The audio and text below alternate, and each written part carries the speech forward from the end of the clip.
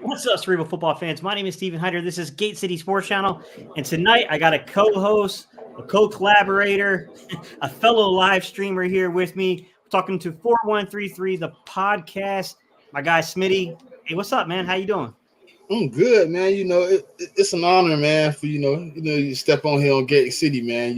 It's cerebral in here, so you got to be real on your toes. So I'm ready. I'm ready to get into this conversation. I think it's going to be interesting.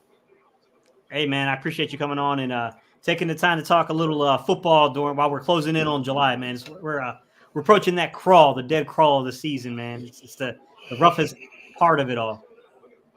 Yeah, it is rough, man. Like I put out a video the other day, and I was looking at the views, and I was like, oh, the views are decent, but I'm pretty sure if this was a video coming in another 2 months, it'll have 700 views instead of 200. Yeah. Sometimes they get you, man. People like I didn't realize, like I used to be, I was an avid watcher, so I didn't even realize until like the other day, like how my algorithm was. Like around this time, I wouldn't be watching a lot of Eagle stuff because there wasn't a lot going on. I was watching a lot of more stuff. And then like July, you start seeing the videos and the content start to pick back up into the algorithm. But right now, it's just a little hectic, man. But the summer it's out there though. Yeah, the summer slowdown's real, man. Everybody going on vacation. All right, man. So today's topic, what we thought we would do is we have a little bit of a guideline, but you know what? We're going to let things kind of go where they go. If the conversation goes a different direction, we're going to go in that direction. If the chat, takes us in a different direction, we're going to go in that direction. But the cliff notes, if you will, we're going to talk about 5 players, and we're really talking about young players, unproven commodities who could step up and be kind of like important role players here in Philadelphia this year for the defense in particular. And you know what, Smitty, I'm going to kick it off to you, and I want you to tell me, like, give me number 5. Like, who's your number 5 guy? And then give me the justification, the reason why you think he's going to be like one of these unheralded, unknown guys. But you know what? By the end of the season, everyone's going to be like, yo, man, that was a really good football team they assembled defensively. Honest to God, truth, 5 is probably Reed Blankenship. Okay, Reed Battleship, huh? Right out the gate. I got Reed at 5 because we don't really know what is the full ramifications of what he got going on. And the reason I put him at 5 because he's kind of in that outside of the guidelines that you gave me. So he's kind of right there, but he's kind of like he had a little playing time last year, so he's not as new. But I think if he can step in and really become maybe the better coverage corner out of the 2 corners, or if he can really, be able to implicate what he knows in his defense and really be more utilized in the passing game, or come up and help Terrell Edmunds in the run game. I think he could be a good one. But I know last year he got stuck in a lot of those spaces being a rookie, where he was not really great in the pass game, but he wasn't a liability. Just some of those moments where I think he could have stepped up and been a lot better. But his first play was a pick, so I can't knock him too much. But I got him at 5 because he on the brink of that guideline you gave him. Yeah, I like that because there's 2 ways of looking at that. The first way to look at it is that he is unproven, right? We have a very limited sample size. Then you could also look at it and say you're putting him at number 5 because even though it's a limited sample size, he's going to give us a larger sample size than a lot of the other guys on there. So he's unknown, but not as unknown as maybe some of the other guys we're going to talk about towards the top of the list. What I'll say about Reed Blankenship is if you're talking about the coverage, the post safety, that post safety role, we know that they play around, they move both guys around, but generally speaking, C.J. Gardner-Johnson, Reed Blankenship played more of the post role last season for the Eagles, and then you had guys like they would move someone around like Kevon Wallace, but Kevon Wallace was more the box guy to go along with Epps. Those guys played more so the box role, but we did interchange our safeties at times, to be quite honest. It just depended upon like the side of the field they were playing, basically in coverage. What I will say about Blankenship, real quick, man, to get to your point, 30th highest graded coverage, safety last season as a rook. Nowhere to go but upwards, and he came out graded out pretty dang well, to be quite honest, man. Still think there's a bit of an unknown there, though, right? Like the dude came in and looked like he was familiar with playing this spot. Looked like he had some familiarity from college, and he translated really well, to be quite honest. But we'll see, man. Once guys get film on you, that's going to be, like the other side of this. Like, all right, well now they got film on you, say know what you do well and what you don't do well. Right. You see how they kind of game plan to attack you now. So yeah, I mean Reed Blankenship, man, I like that pick. Who you got at 5? For me, number five. I'm going to go the same route because this is a proven commodity, but I think his role is going to uptick. I think he's going to have a larger share than what he's had in previous seasons, although he may or may not be a starter in the line. I'm going Milton Williams. And the reason I'm going Milton Williams is because one can logically conclude that although he may not be the starter in the rotation, or he may be, it just depends on how things shake out. But I do think him and Jalen Carter and Fletcher Cox being an aging veteran guy, depending on the pass rush situation, how they want to play that 50 front early on in downs, I think he could see a slight uptick in his snap percentages from what he's seen the 2 seasons prior. He's not overly experienced, but he is somewhat experienced. And I do think that he's the dude for me you got to be careful for because I think he could – everyone talks about, how are you going to play Javon Hargrave? By committee. But in large part, I do think that part of that committee could be Milton Williams has some serious upside as a pass rusher from the interior. So for me, this is a guy I look at and I think to myself, what's his attribute? What's his strength? He's not a big, long arm defender, but he plays the run pretty well. He just shoots his hips correctly. He's faster off the ball than most interior offensive linemen are. He beats them to the spot. Now, obviously, if they engage him or they double to him, there's limitations. But he's a fighter. He fights through in the run game. Then when it comes to the pass rush situations, he's just faster. He's more athletically gifted than a lot of the other interior offensive linemen from field. You better be a technician on clear pass rush downs to keep your body in front, especially when you cannot double up because you got Hassan Reddick, you got Josh Sweat, you got Fletcher, Jalen Carter. I think that, man, some of these dudes could eat, and I think he might be one of those guys that in that role, it looked real good at the end of the year statistically in terms of the production he had as a pass rusher. So for me, number 5, I'd probably say Milton Williams is in line for something of noteworthiness after this season. How many sacks he had last year? I think I seen a stat where he had 4 I think sacks, and all of them was third down sacks. Yeah. That's you earned the right to pass rush, and I think he earned the right this year to really get a role. I think Fletcher Cox was one of those guys that I didn't think was going to come back. So I think he's going to take a lot of those snaps from Fletch. I think he's going to take a lot of those snaps that Javon Hargrave left. And I think he's going to be one of those guys that's really going to step up. You know what I'm saying? When Jordan Davis is in the game and him and Milton Williams or him and Jalen Carter or, him and Katavius Street, those guys can really impact the game. So I really look forward to seeing Milton Williams. He knows the defense. He's getting better year by year. I think this might be his breakout, man. If he can really take over what Javon Hargrave left, imagine him having 8 sacks, doubling his input would be nice. So I like to see that.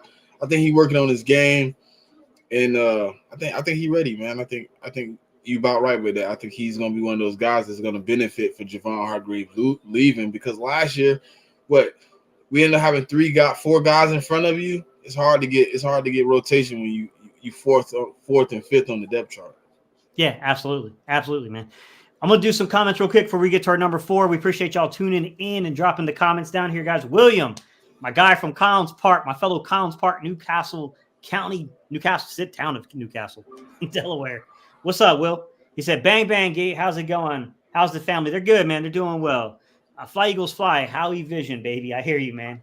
My guy Sydney coming in from Australia. Sydney, Australia. Morning. You live? Yeah, man. It's been a long time, man. But, my guy Smitty said, hey, man, let's go live. Ohana, what's up, man? Next shift said Smith, Brown, Ellis, Williams, and Dean. Not a bad list, man. Not a bad list at all. Aaron said, Reed got his tackles down, now needs to read passing routes better. Dude came in and was thumping right away, Aaron. That's one that he was physical in the run game. Reed wasn't playing around when it came to the run game and bringing down that support, man. He wasn't joking about that. Xavier Boom said, what are y'all thoughts on Sidney Brown? I ain't an expert, but I watched some of his tape. And he appears out of position sometimes. He also misses open field tackles. Missed tackles were a little thing with him, Xavier. I would say actually he's better in coverage than most people would suspect, but we'll have to see him play a post safety role. He was playing kind of a weird hybrid star type role, over at Illinois. We'll have to see how that kind of translates here in Philadelphia. Physical in the box will meet you in the hole and will thump you. Sometimes does take bad pursuit angles and gets caught up, to be quite honest, man. I don't think he has any. I don't think he has any of those holes where he can't be fixed. Yeah, he can't get better.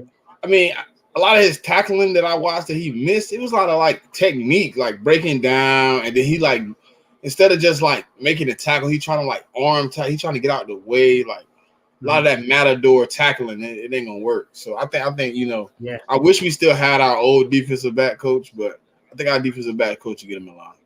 Oh, absolutely. Ahana said, I think Nicholas Morrow could maybe impress us. I think you might be onto something, man. A lot of people didn't like the Kaiser White signing. I was one of the first people to I pointed him out before we signed him. I said, I think he'd be a really good fit for Gannon, who Gannon must agree because took the dude to Arizona with him. But yeah, I think you could also, like, as good as Kaiser White was, I still think there's room to improve there. And I do think that if you study things like Barry Brooks put out where he talked about impact tackles made from 3 yards to behind the line of scrimmage. When you actually went back and you looked at the data, believe it or not, Nicholas Morrow actually did a little better than Kaiser White. They both were pretty well regarded there, pretty highly ranked, but Nicholas Morrow has some serious production there, man, on a really bad Chicago, defense, to be quite honest. Right. I like Nicholas Morrow. He's actually next on my list. He's actually my guy Aaron said, man, Reed Battleship goes into hit. We know that. Yeah, exactly. He's not scared, right? Aaron said, is the Steen going to have some impact? He got so much talent around him, to be honest. Yeah, we're going to do offense in a separate live stream, but yeah. I think that's going to be a heck of a battle at right guard, man. Xavier says, I think that Reed Blankenship is going to be nice this year. I agree with you, man. My guy Hunter Doyle and the guys at Philly Insider Podcast said, what's good? What's up, Hunter? How you doing, man? Wheezy the Dreaded said, go Birds, regardless. He said he don't care what the 5 are. As long as they bring us a Super Bowl, what's the matter? Nolan might be another weapon off the edge. Hey, man, he was in my countdown. My man doesn't even take a single snap yet, and he's already in the countdown. Queasy the Great, what's good, bro? Xavier said, yes, I noticed that sometimes he took weird angles. Yeah, his pursuit angles were pretty bad at times. They'll get him cleaned up, Xavier. They don't get him cleaned up at this level. Queasy, what are you doing later on? I think Milton Williams will be nothing more than a solid piece in our rotation. Hey, if he's a solid piece in terms of the pass rush situation with some upside as a run defender, it's pretty good, man, for a third-round pick. It's about what you want him to be as a third-round pick. All right, we're going to get into our number 4. We're going to enter our number 4. I'm going to leave your comment up so that way I know where to pick up when we get through our number 4s with the comment sections. Number 4, I know you said Nicholas Morrow. Go ahead, walk us through Nicholas Morrow. Why Nicholas Morrow? Okay, he's first off, he's a linebacker, but he's first and foremost a safety. Last year he led with 100 plus tackles on a subpar defense that was really giving up. I feel like a lot of the teams he's been on, they've kind of been in that transition of they're rebuilding the team. The defense is decent, but they're willing to move pieces around. He got stuck in that Raiders organization towards the end. He got brought into Chicago towards the end of them kind of really, really competing. So I think Nicholas Morrow gonna be all right. I watched a few tapes of him covering like slot receivers, man, one-on-one. They coming down and they running up the field down the seam. He's one-on-one with these guys. He's really making the coverage. Like I really think Nicholas Morrow is one of those guys that people they're saying he's suspect because a lot of people don't watch Chicago football. Mm-hmm. I really like the numbers when I look at him. He had a high tackle for loss last year. Like he was pretty decent. Like he wasn't no slouch.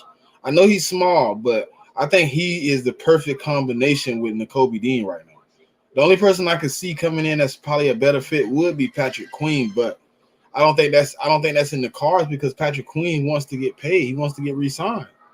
Yeah, it's a tough one, right? Because the Eagles are notorious for really not caring about things like the arm reach at the linebacker spot. I mean, there's some organizations, they don't mess around with that. Now, they'll take shots on undrafted guys. They'll take shots on, you know what I'm saying? But they're not spending premium picks on linebackers that are under 6'2", 235 with 32-inch arm reach. Like that's like the prototype for a linebacker. Now, each organization's a little different. The Eagles organization, personally, like we do stay close to that threshold when we're drafting them. But, you look at Nakobe Dean's third round pick. He's what, 5'10", 5'11"-ish. I mean, he's pretty far beyond that 6'2" measurement. Now, he weighed in at the combine about 230-ish. Playing weight when he finishes the season, probably around 220-ish. I'd imagine. He doesn't look like the type of frame that's like, 235-ish to me. But, I mean, he's also really, really young, and guys still growing to their frame into that mid-20s. So I'm a little hesitant there to say like exactly what he'll be as the time goes on.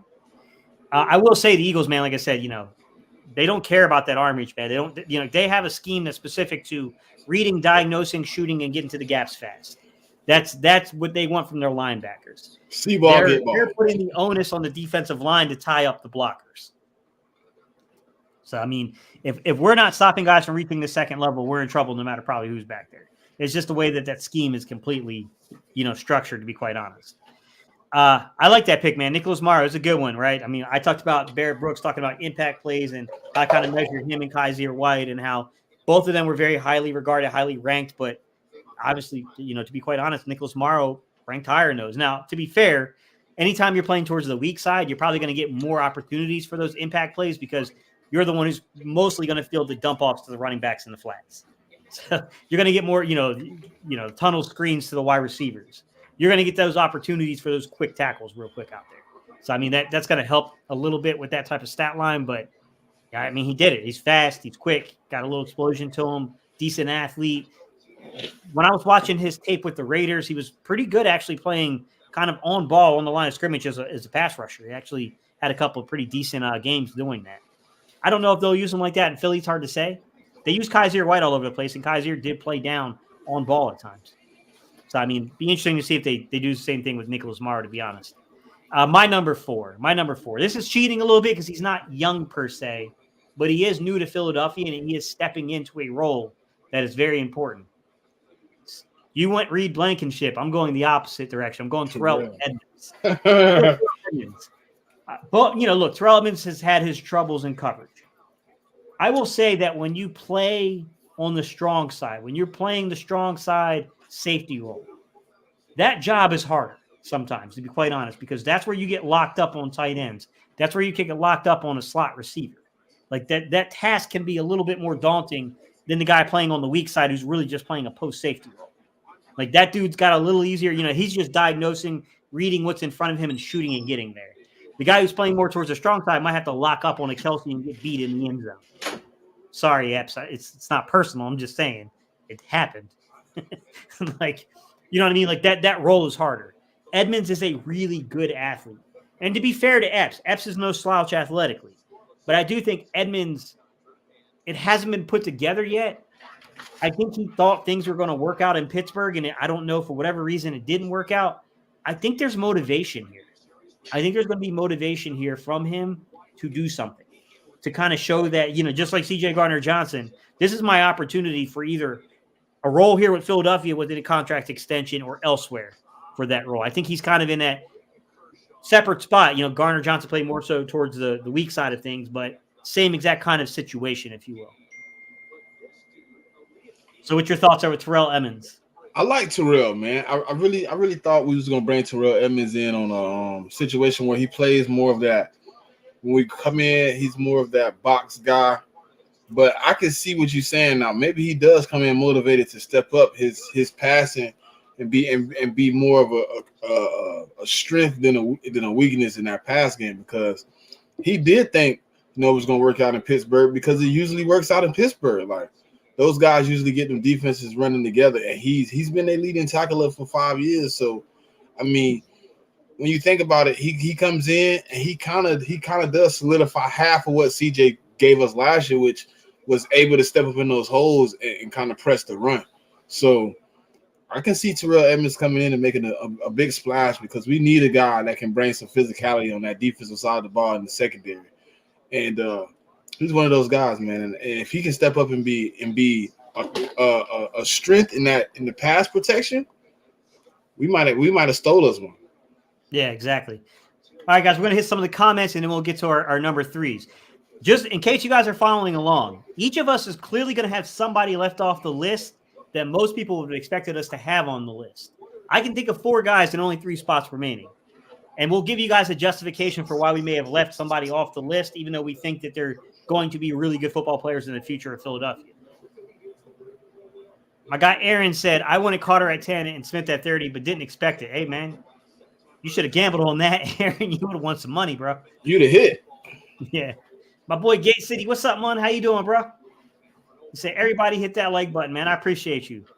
My guy D Shift said, Nakobe got to be on y'all's list, number 2 behind Carter. We shall see. We shall see. There's names. Somebody getting left off. My guy Xavier Boom said, I like Nicholas Morrow, and Philly got him at a discount.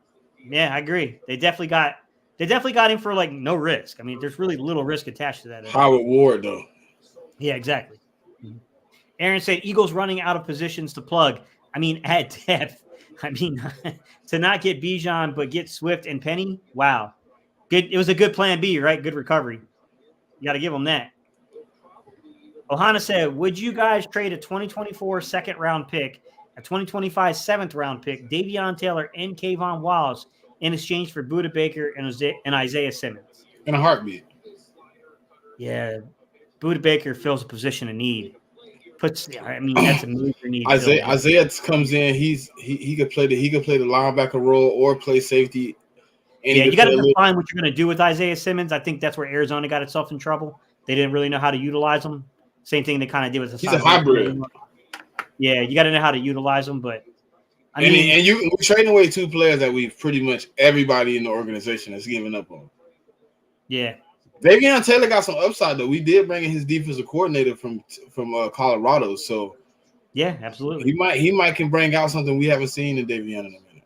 I would watch out a few people because Kyron Johnson got moved from on ball to off ball, and Kyron Johnson actually played for him at Kansas too. Okay, he was and then they moved Zach McPherson too, right? Yeah. Yeah, he might have had. I don't know what the interaction was there, but I heard that one reported as well. I don't know personally what the interaction was, but yeah. What was Zach?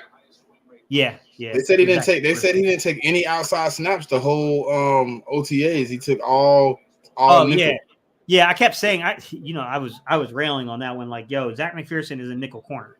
Like, I don't know why I know he wanted to play outside, but it's like, yo, if you want to have an NFL career, this is where you need to be. This is where your athleticism will be best utilized. This is where it can be capitalized on.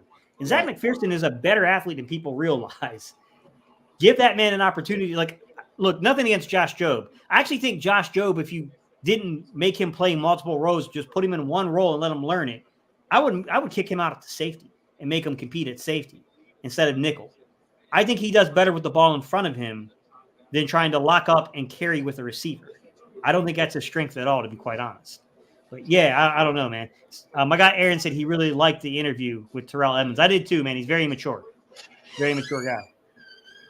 Miss Ash said Gate nailed that Edmunds take. I agree. Yeah, he's a good dude, man. I really like Terrell Edmunds a lot. What's up, Preach? How you doing, man? Ohana said Terrell Edmunds will have a big season this year. I'm hoping. I'm definitely hoping.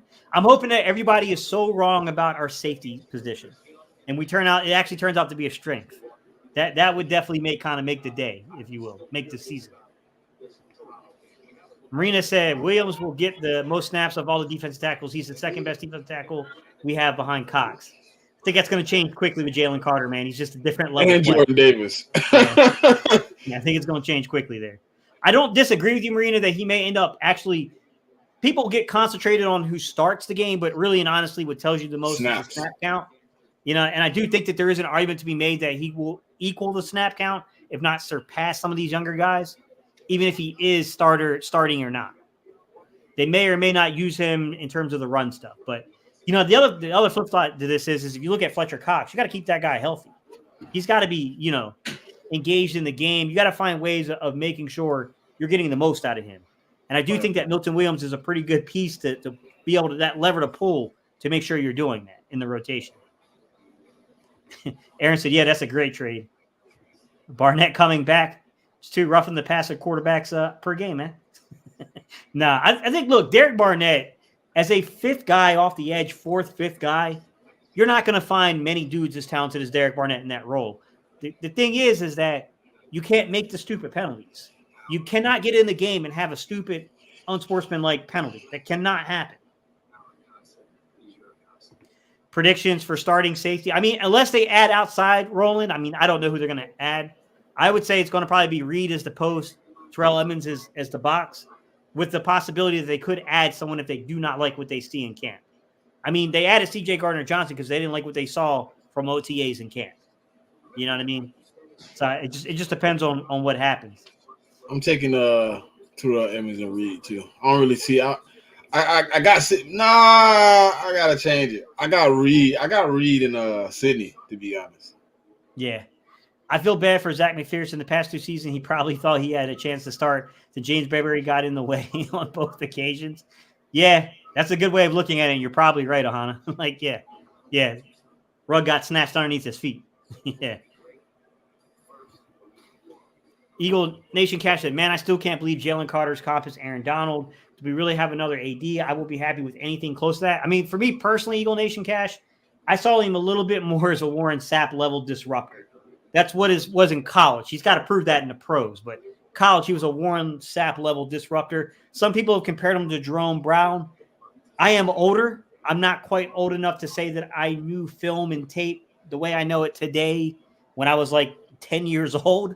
You know what I mean? So I kind of have to leave that to some of the guys that are a little older that can break it down at that level. I don't personally, I wasn't there to see that, but I was there. I saw it, but I was just a kid. I mean, 92, you're talking, I was like 9 years old, I think.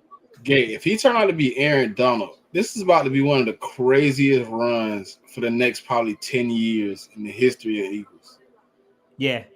People forget Davis at 330 with ankle injury takes time to heal, so let's see it now. Yeah, I think he's going to be really good, Aaron. Biggest weakness on the team. What's up, Monk? How you doing, bro?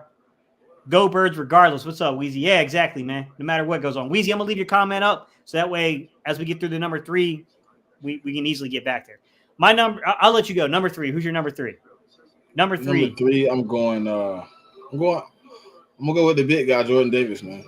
I think the impact he's going to bring this year is really going to spark this defensive line. And I think I got him at 3 because the 2 in front of him are I actually have 3 people, but I'm going to have to leave one out the list. But I gotta go Jordan Davis, man. I think last year a lot of people looked at him to be some type of player that he wasn't supposed to be. He's a run stuffer.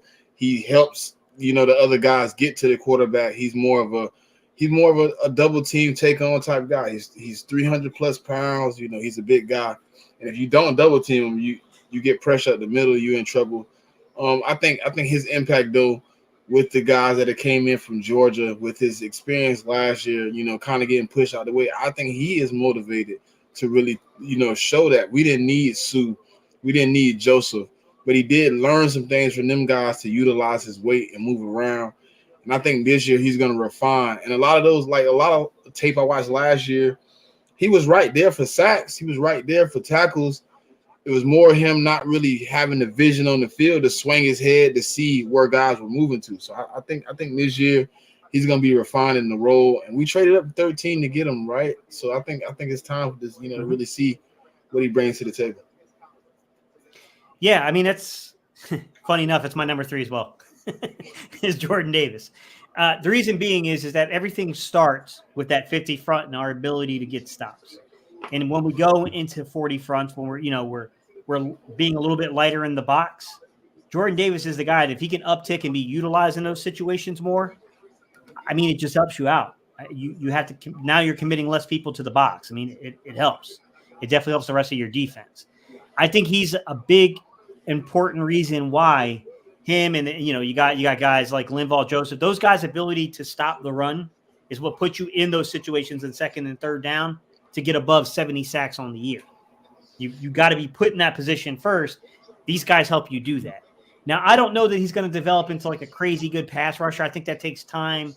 I think there's a technique and a skill to that. It's hard to predict that. But if this young man, starts to rank in the top 10 in terms of interior defensive linemen, in terms of tackles for interior defensive linemen, and it starts making impact plays. He brings down that average depth of tackle from 3.5 yards to like 2.5 yards. You got something. You got something nasty in that middle that guy adds on 2 or 3 sacks to that type of production, it's going to be hard, man. This is going to be a very difficult defense to really do anything against. So for me, like, he's the dude that everything on the back end is going to really depend on what he can do. What can he do to make sure our linebackers are clean? What can he do to disrupt offensive lines and make them game plan for how they're going to set up their run game? Because you have to, like, you can't lose every first down. If you lose every first down, it is going to be incredibly difficult to basically win any football game. It's going to be, I'm not saying it's impossible. It's insurmountable, but it's tough. I guarantee you the probability, when I say lose first down, I mean you gain less than 3 yards. Like, I think if that happens and you do that so many percentages of your possessions, I'm going to take a wild guess that the rate of success there and winning is pretty low. So, yeah, I think the big man's, I think he's the player, man. Go ahead. Okay.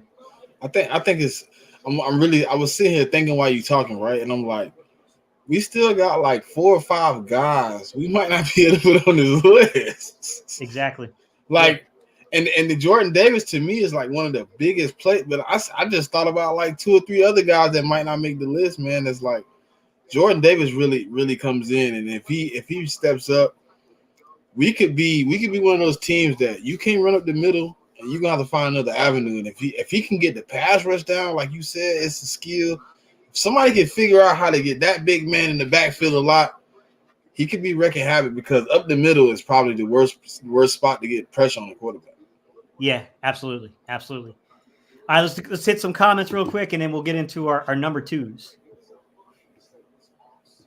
My guy Aaron said Big Sills likes Carter.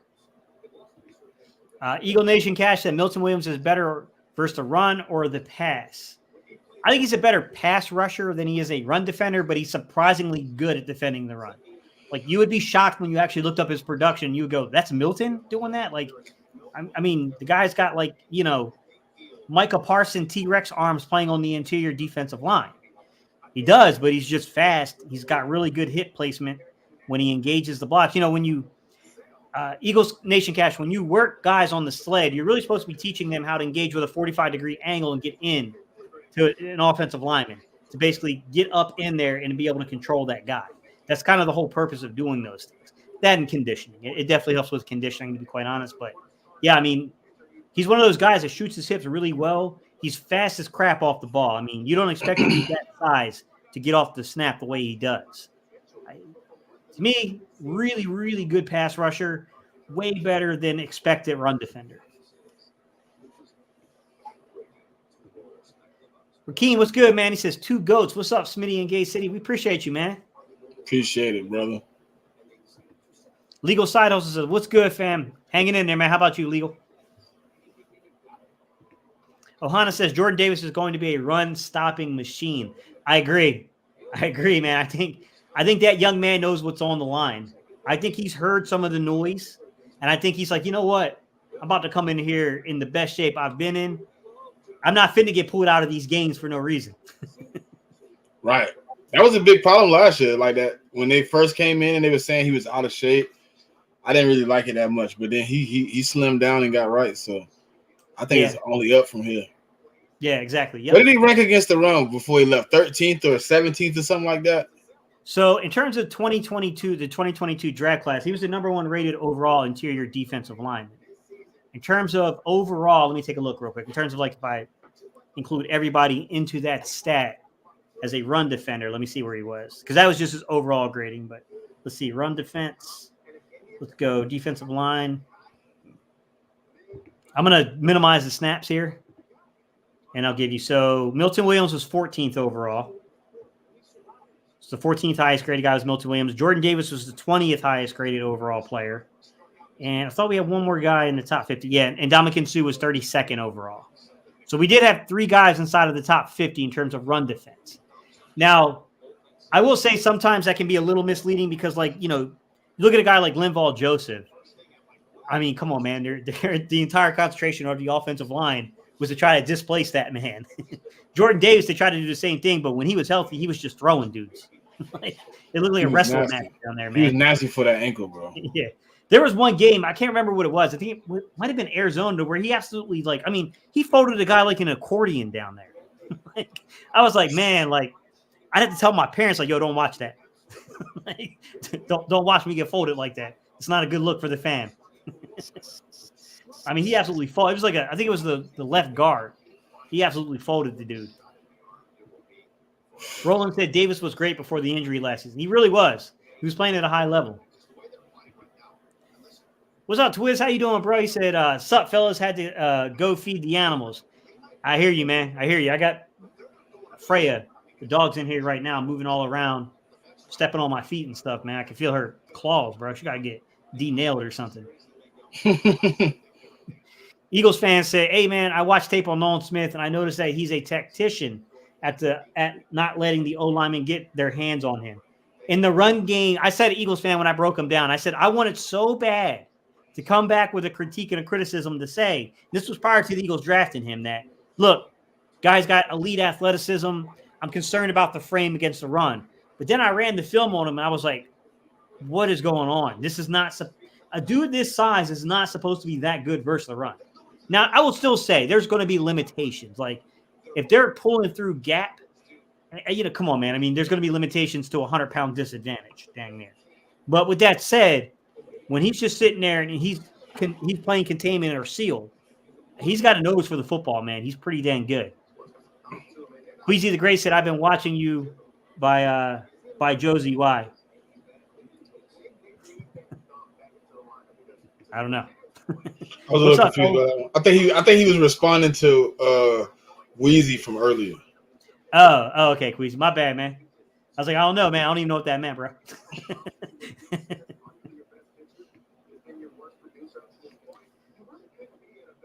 What's up, Puerto Rico? He said, I really think Blankenship is going to be a thumper.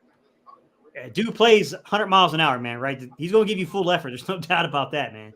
At all. He gonna hit. My guy Monk said, thoughts on Moro Ojama. I love that young man. He gave me my highest viewed video of all time. Gay, is it too much? Whether he makes the team or not, he holds a special place in Gate City's heart, bro. Is it too much traffic in front of him? Huh? Is there too much traffic in front of him? I don't know. I mean, I'll look at it this way, Monk, to like kind of break down what I think the situation is. Are they going to go 5 or are they going to go 6 deep in terms of the interior defensive line? That's the question. For the majority of the season, they did carry 6 interior defensive linemen. But that doesn't mean that you'll start your initial 53 that way. It doesn't mean that the Eagles won't try to be sneaky and won't try to do some crazy crap like try to pass them through, final cut downs to get him onto, the waiver wire. Pass him through the waiver wire, get him onto the practice squad, essentially. I don't know. What I will say is when you analyze the roster, if they go 5 or 6 deep, okay, you got 4 locks in my opinion, right? You got Fletcher Cox, you got Jordan Davis, you got Jalen Carter, you got Milton Williams. Those 4 guys are locked in. And then everyone else who's fighting for a spot here, when you really break down what they are, okay, you got an undrafted rookie free agent in Noah Ellis, Christian Ellis's brother. Big dude, can potentially play the nose tackle spot for you, can say maybe there's a role there to be Jordan Davis's backup. Still has to earn it. You know what I mean? He's got to go out there and earn that spot. You take a look at a guy like Kentavious Street, NC State, played the same place that man played. Mike Quick, same place that I went to school, NC State. Love Kentavious Street, athletic freak. I watched that man play when he was in high school. He was a really good athlete. He's on his 3rd team at least. This is a young veteran player on his 3rd team. So I don't think that he's a lock to make the roster, although I think he's, athletically speaking, he's more talented than what we've seen from other people, right? You kind of go down the list, down the line of guys. None of them are like, Marlon Tui Pelotu. Constantly injured, has the ability to play nose tackle if you need him to, but he's a 6th-round pick himself. So there's not a lot of collateral held in that position. He's been injured a lot since he's gotten to Philadelphia, since he's arrived here. He got hurt last year, right? That's how we ended up with Linval and Sue, right? Him getting hurt last year. Yeah, like when I look down the list, I don't think any of these guys exactly. You got it, Smitty. When you look down the list, I don't think any of these guys are locks. To be quite honest, like, you know what I mean? Like, I do think there's going to be an open competition, an open fight there for that 5th, 6th spot, depending on how many they want to keep. I think, my opinion, I spoke very highly of him when I broke down the film of him because he was just a better player than I anticipated. He's longer in terms of the defensive tackles. Like, he's a little bit rangy. It's like 34.5-inch arm reach. I mean, he's definitely got he's got the arm reach of a Linval Joseph, but not the body frame. his body frame's a little thinner. He's like 290-ish, 295-ish. He's in that area. But what he does play is with a lot of sudden quickness and a lot of leverage. And that showed up really well against the run. I think he was like the second or the third highest graded run defender in the 2023 draft class. It was like him and then Jalen Carter. I think he was second and Jalen Carter was third. I mean, the Eagles went into this draft class, took a top 3 guy against the run who's got 33.5-inch arm reach, a lengthier guy with the 9th overall pick, and then turned around with their final pick in the draft and took the second highest graded guy that I don't understand how Maro Jamo fell to where he did. He's a really good football player. I thought he would have been drafted before the 7th. Personally. You got any thoughts on that one, man? I just that's why I was asking you I thought it was a lot of traffic in front of him, but I know Howie Roseman too. He don't like to fail on draft picks, so he'll let a guy go that he signed before he get up on that draft pick. So I can see him making the roster, even if he practice squad, maybe to refine his game, because I seen a lot of tape from him in Texas. I think he just need to refine a few places. He could be what Brandon Graham is, kind of, or Fletcher Cox. You know what I'm saying? Where they can play inside or outside and be effective. Yeah, I agree. My guy, Eagle has landed. What's up, fellas? Nolan Smith, future ceiling. Micah Parsons, impact. I believe he's a better run defender and pass defender than Parsons coming out of college.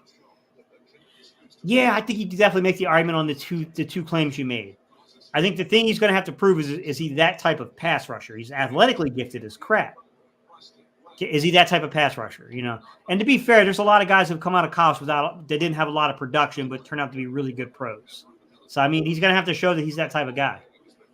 I said the same thing, though. I thought Nolan Smith was close comparison coming out of college to Michael Parsons. But I don't know if he's going to do what Michael Parsons has put on the field as evidence of what he's built on. But exactly, yeah. And even Dallas was slow to recognize what Michael Parsons was. It wasn't until they really were forced to play him on ball that they were like, oh, this dude's not just a good pass rusher. He's exceptional. But at the end of the year last year, they started switching it up, too, where they was bringing him off ball as the blitzer, though. Yeah. I got Puerto Rico said, I think Blankenship is going to continue to be a thumper laying wood, and will learn coverage. I mean, he's one of these guys that's got experience at least. He played – that's his position he's played since college, and that's always a good thing when you have that kind of consistency. Aaron said, laugh out loud. Eagle Cash Nation said, Eagle Nation Cash, my bad, bro, said, yo, tough question, but based off of the schedule, how many wins we going to get this year? I'd say 11 to 13 is my expectation. I got us 12 to 14.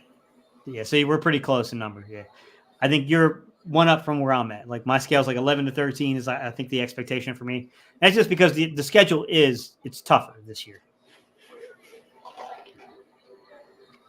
Twiz said, I think we breaking that sack record this year. Our line is going to be nasty, bro. I agree. DJ and Josh Sweat are often the forgotten guys at the edge. They could both easily have another double-digit sack season. Yeah, Ohana, I actually predicted last year that Josh Sweat was going to be a double-digit sack guy because when you actually break down the advanced analytics and you look at things like they'll measure the distance to the quarterback on each throw. You go look at each game. Go to ES or NFL.com and look at their next gen stats. Look at that statistic and look at Josh Sweat on each game. Who's always there? Who's always making the quarterback uncomfortable? It's Josh Sweat, man. Josh Sweat is a freak athlete. Like that dude is the real deal. It's all good, Queasy. Daz, what's good, man? Aaron said the key is the defensive tackles giving edge space. Yeah, I hear you, man. Any sleeper teams you think will surprise next year? Carolina. Carolina's got a really good defense. If they put together anything offensively, they are going to be tough. I think Tampa Bay is going to collapse and fall. You don't think Baker Mayfield can hold the ship together? No, I don't. That's a joke. I think they're terrible. Now, I hear people really like Baker Mayfield, but I've seen the tape of him in OTAs. He look a lot. I think Kyle Trask might start the year off. Yeah. And Any sleepers? I think Atlanta could be a team you got to watch because if they got their quarterback situation figured out, they got some dudes defensively. They've gotten a little better defensively. I do think that they're a little run oriented, but they got, London was a pretty good player for them last year. Pitts is incredibly athletically talented. He's a difficult matchup per se. I mean, Bijan went there. Bijan Robinson, I believe, is with the Falcons. We'll see. They're an interesting team. I don't think they're ready to compete with us, but they're one of those teams like Washington. Depending on how they play you, they can make life hard on you. If they're smart about their play calling, yeah. The Dolphins got pieces. The Falcons got pieces. Dad said Ajamo is better than Nazi Smith. Little different alignments. They don't align the same exact way. Marina, what's good? He said Davis was terrible last year. His technique is high school level. Got blocked 1-on-1 75% of the time, and when double team was washed out of his gaps completely. I'm going to disagree with you, man. That's not what I saw on tape, and that's not what the advanced analytics show. I think you may be exaggerating one or two plays, personally. Aaron said, Reed unsigned rookie too. Yeah, that was a heck of a find, man. Heck of a find. Dad said, where do you go to school? What Reed Blankenship went to school? Middle Tennessee State. They have a tremendous defense too, man. They were good for quite a few years defensively. They crossed my radar a couple of times defensively. I really wasn't overly familiar with Reed because he got injured a couple of times there. So I don't think he was in a couple of games I watched of theirs. And then when we signed him as an undrafted, I went back and I watched again. I was like, oh yeah, this dude does stand out. Okay, he's pretty good. I got to watch some of his tape. Yeah, he's instinctful. Eagle Nation Cash said, any surprise teams in the NFC this year, you think? Well, yeah, we kind of covered that one, yeah. Yeah, I would say that Chicago could be better than people anticipate. I don't trust their front office. I don't trust their coaching. But I do think that offensively, they're starting to put it together. I just don't, they got a defensive-minded coach. Do you got the guy that can call the plays and get your guy into successful situations? That's going to be the, whether or not they'll make or break there. Swung through, drop a like on both channels. Man, we appreciate you, bro. Dad said, Sue. Yeah, I like Ndamukong. Ndamukong was he was a heck of a signing, man. Steen is about to be a problem once he gets through Stoutland University. He's a big dude. Jalen Carter, I think, could be the best player on this defensive line by the end of the season. He's talented as crap, man. That dude is a different level of talent. He's got to put it all together. But, man, you go back and watch the tape from not last year but the year prior, even that tape, man, I was like, whew. That dude is a wrecking ball when he wants to be. Remember when the Cowboys thought they drafted Nolan Smith and found out it was Mazi Smith? Bro, I was actually live when it happened, too. I seen the post on Twitter. All the Cowboy fans at the bottom, yeah, we just stole the Eagles pick, and then it popped up. It was Mazi, and all of them was just looking like, huh? Yeah, don't sleep on Christian Ellis. I like Christian, man. He's a interesting guy if they keep him as the third, as the main backup. Him and Davion kind of have an interesting competition there, to be honest. We'll see if they like them enough to not actually sign a veteran, because that's going to be the thing that'll really tip the hands. Thoughts on Derek Barnett? How do they fit him into the rotation? What's up, Fly Parks?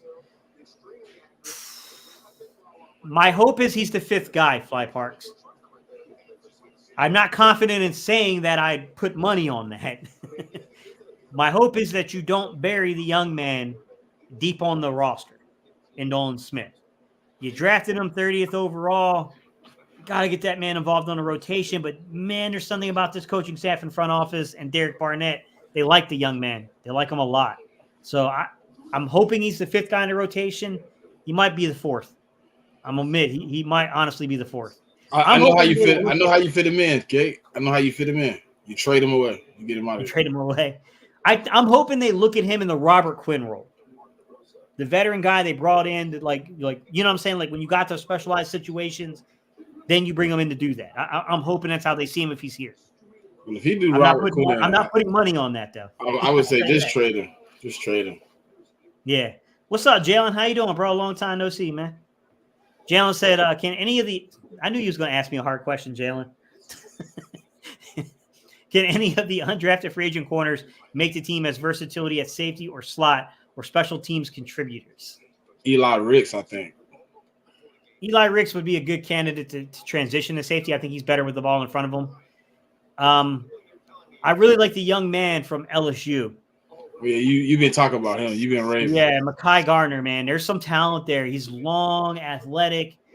Jalen, I am trying to be careful because I remember when I made that video from the young man from like Louisiana that I made that video on. And I said there was some talent there and he might end up making the roster. I never thought that young man would start. He had one incredible game in Arizona and then got torched in Dallas. And, I mean, everyone was like, "Gate, you working for Howie? There's no way you could know that this dude was going to make the roster." No, I didn't know he was going to make the roster. I was just evaluating him and saying that, like, from the physical traits aspect, there was something there. I thought he was a converted wide receiver, that young man was. I see the same kind of thing with Mekhi Garner. This is a guy that if you don't have to play him often, you know what I mean? Like, this is a guy that could be developed. I mean, he's an interesting guy, to be quite honest. Like, they got a serious competition brewing there between Eli Ricks, Mekhi Garner, Josh Jobe, Mario Goodrich. Like, they got some stuff brewing there, man. This is probably as deep as our cornerback room has been with talent. Yeah. This is the first time I'm actually going to be kind of excited to see that vanilla defense played in the preseason. To see these guys actually compete and see what they are, Jalen, to be honest. So who are you picking? You picking your guy out of LSU as the guy you think? Mekhi Garner's the guy that's a little higher on my radar. I like Eli Ricks a lot. I do. I worry about the foot speed on the outside. I do worry about that. He's a little Jalen Mills-esque there in terms of the foot speed. But to be honest, but he definitely on my list. He's physical. He's physical. He can redirect guys. I mean, if you're going to play safety top over the help, Eli Ricks is physical, man. He'll disrupt the receiver's route. Ahana said we saw what Sean Desai did without talent in Chicago. I can't wait to see him with the talent that he has now. Yeah, he's an interesting guy, man. He's going to be really interesting to see here. I got to cut this off in a minute, guys. We got to do the number 2. We ain't even got to number 2 yet. I'm going to be honest. A team that I think could surprise in the NFC, New Orleans. Easy schedule, easy division. Improvement at quarterback, too. Yeah, that's a good one, Eagle Nation Cash. Smitty Reed is a dog. Went to Middle Tennessee. Yeah. What's up, Nina? How you doing?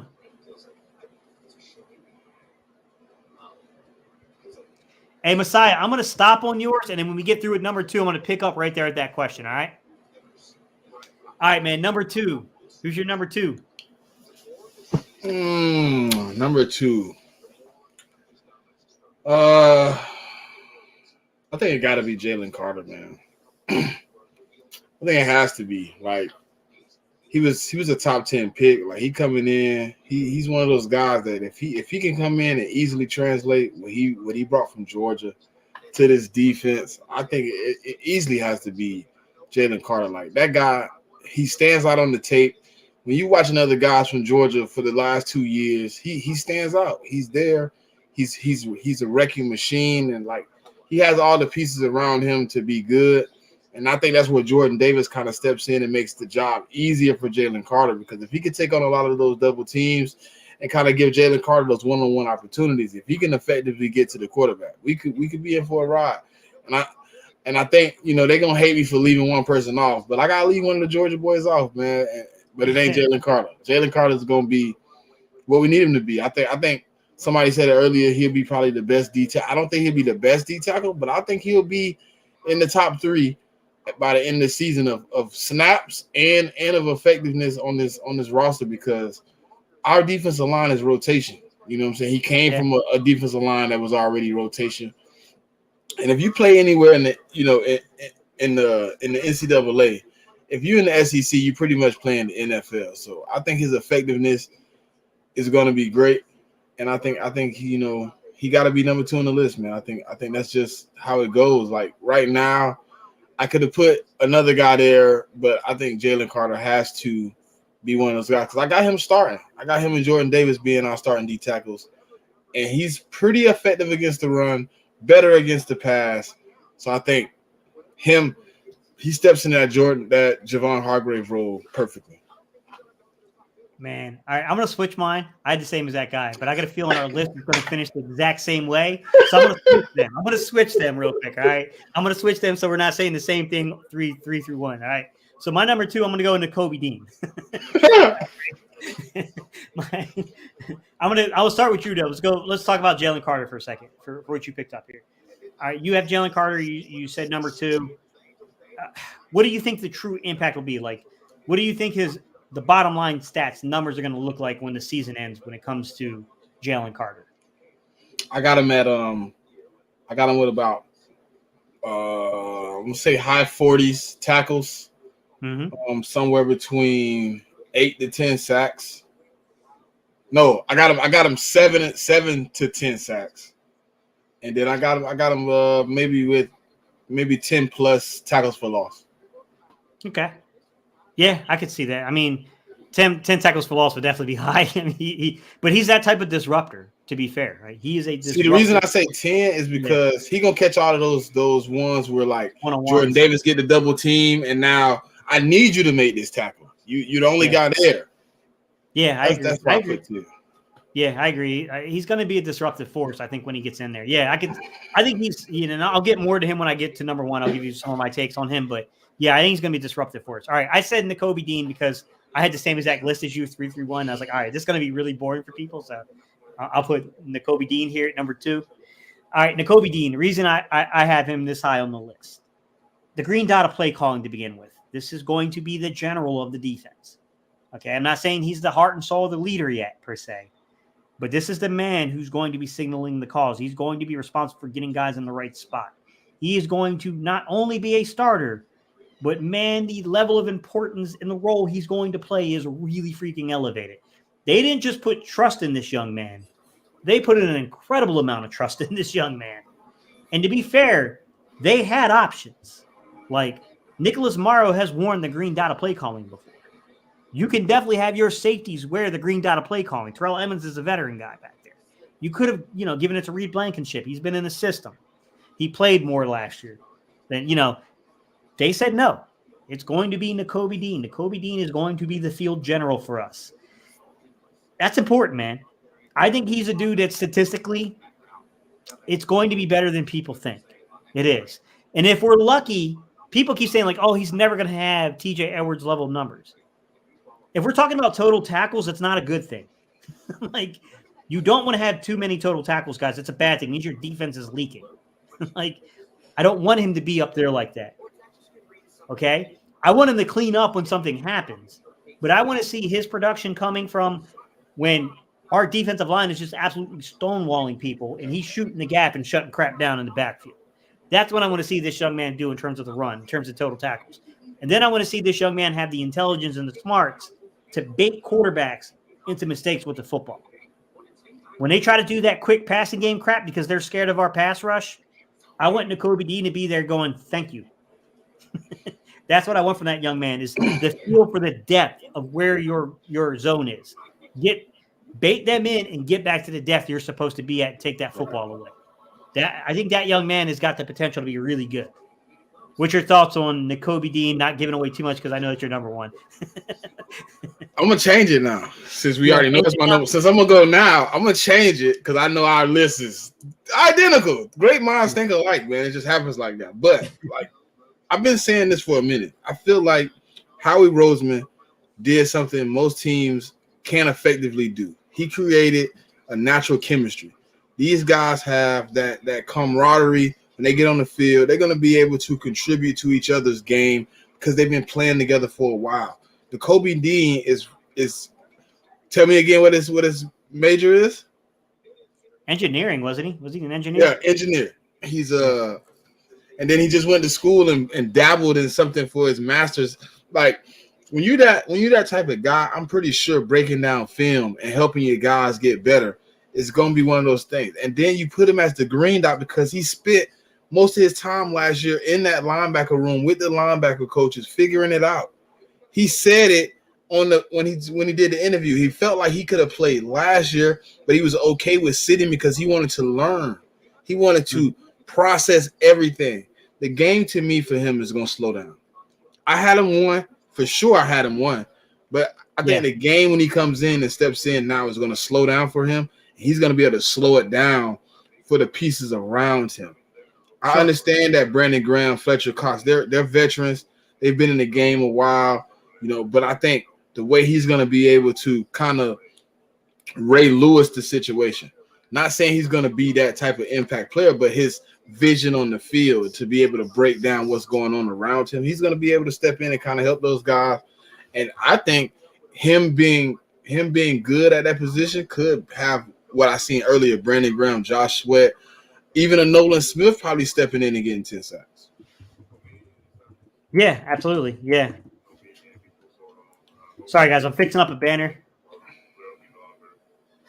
That banner. Boom. 4133, the podcast, guys. That is who my co-host is tonight. Hey, man. He's a up-and-coming YouTuber. He's out here trying to put that work in, man. Some of y'all that are YouTubers yourself, man, you know what it's like when you're chasing that 1,000 subs, man. It's tough. It's tough sledding out there, man. Y'all help him out, man. 433, the podcast. All right. Number one. Let's do some comments. My bad, guys. My bad, everybody. Don't be yelling at me. I almost forgot the comments. Let's get to the comments real quick. My guy Messiah says, hey, what are your number one camp battles to look at? I'll let you go first on that one. What's your number one camp battle? I think it's Reed Blankenship and Sidney Brown. I think it comes down to Sidney Brown. He would have been in my top 5, but I had to go with some guys that I feel have a guaranteed chance to be on the field. I know how we like to play games. With our secondary, we might sit a guy red shirt him. But I think that battle right there comes down to best man on the field, and I feel like Sidney Brown could be the pivotal point. And if he wins that position, I think he changed the secondary what he brings to the table. Because if he wins that position, I feel like he showed you something Reed Blankenship can't. And I feel like Reed Blankenship, in the small sample size that I have seen, it should impact this defense well. So if you get a guy like Sidney Brown to beat him out in camp, then I think we in for a good season, man. Yeah, absolutely. Yeah. For me, I would say I'm looking forward to that right guard competition. I just think that you got the main ticket attractions there, right? You got Cam Jurgens, you got Tyler Steen, but you know what? Don't rule out the long shots, man. Don't like this. Who else plays right guard? Driscoll? Yeah, Jack Driscoll does. Sua Opeta, who's one of these Samoan young men that has hung around, is athletically gifted as crap. Just the game needs to slow down for him. He's been here for a while. Like, this is your opportunity. Before you go in, can you tell me a little bit more about Sua Opeta? Because I seen him play, but I don't know what's the knock on him. What's the knock on his game? Why is he not getting play time? Not so athletically gifted. Like, this young man is probably one of the most athletically gifted interior offensive linemen we have. Strong as crap, fast as crap, all that stuff. Played at a very small school in college. Is not, when he came into the league, he was very much a raw product. I'm not going to say he was a Jordan Mailata level, kind of player, but this was a guy who had a long way to go. He has stepped in and played meaningful minutes at times, including the 2021 playoff game. I mean, he's definitely stepped up and played in some pivotal moments before. Athletically speaking, it's there. Understanding technique and the game and stuff, he's going to have to show us that he's got that down pat, to be honest.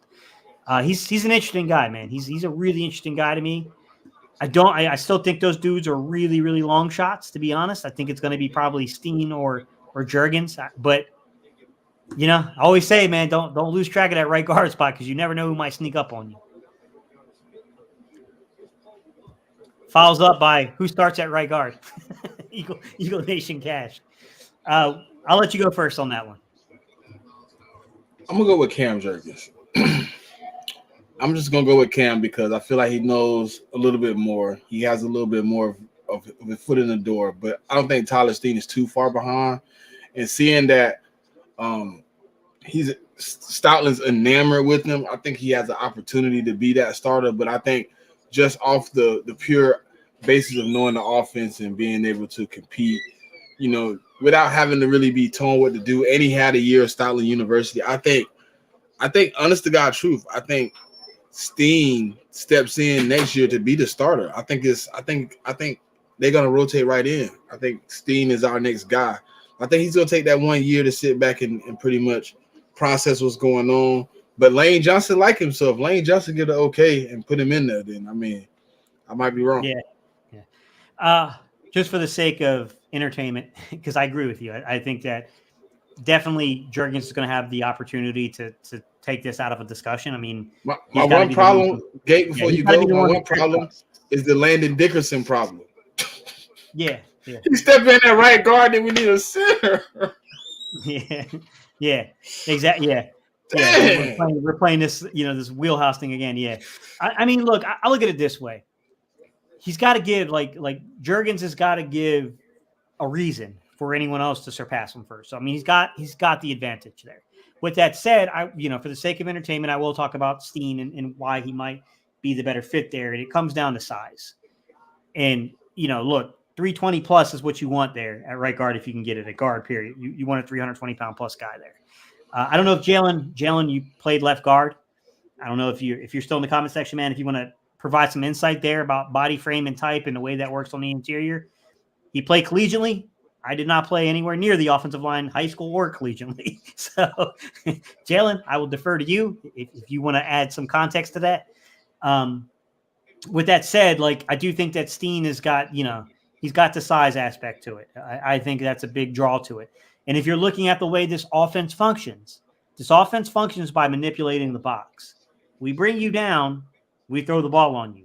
Right. You play off of us, we run the ball on you. You try to get fancy and you try to crash down and then you back out at the last minute. We slow roll you into the RPO game. We see what you're doing. When we see you start dropping back, we hand the ball off. Jalen Hurts has gotten really good at reading that stuff. That's what Tampa Bay did to us in 2021. And we saw the vast improvement that Jalen Hurts made over that course of the offseason and just how effective that scheme was last year. Now, how do you stop the Eagles if you're trying to be devil's advocate? You've got to be able to cover one-on-one, and you've got to be able to win by playing down as many guys as you can in the box. If you can't do that, you're done. The reason I think we struggled with a team like Washington is why I don't think that they're crazy gifted at corner. Their physical is crap at corner. And then their physical is crap on the interior defensive line with Payne and Allen and those guys. So I think that they match up with us better than other teams do, which makes them a particular challenge for the Eagles. But they got their butt kicked in one game and escaped us in the other. You know what I mean? You look at Indianapolis. Indianapolis played as tough because they're tough-minded, right? They'll sell out the box, and then they had guys like Stephon Gilmore who came back, had a really good season, and was, he was doing really well in coverage, to be real. You look at a team like New Orleans. New Orleans is particularly good at stopping the run, and they got guys like Marshawn Lattimore who finally returned to that defense. And that's a bona fide number one cornerback in the league. Marshawn is. So, the teams that can really cover you in single coverage, man-to-man you, or even zone you and only commit one guy to that, those teams, if they can stop the run, are going to be really, they're going to present a challenge. The problem is, from a personnel standpoint, Smitty, Goddard, A.J. Brown, these guys just beat dudes, man. Now you add in DeAndre Swift. I think we're just in a really good spot, guys, when it comes to that, in terms of how we can manipulate you by what we do at right guard. I think it's an important battle, to be real with y'all. All right, Ohana said, who do you guys think will make the 53-man roster that we don't expect to make the team? I'm going to say Ben Van Sumeren, undrafted free agent from Michigan. Guy we think going to make the 53, but don't know about. That we didn't expect. I'm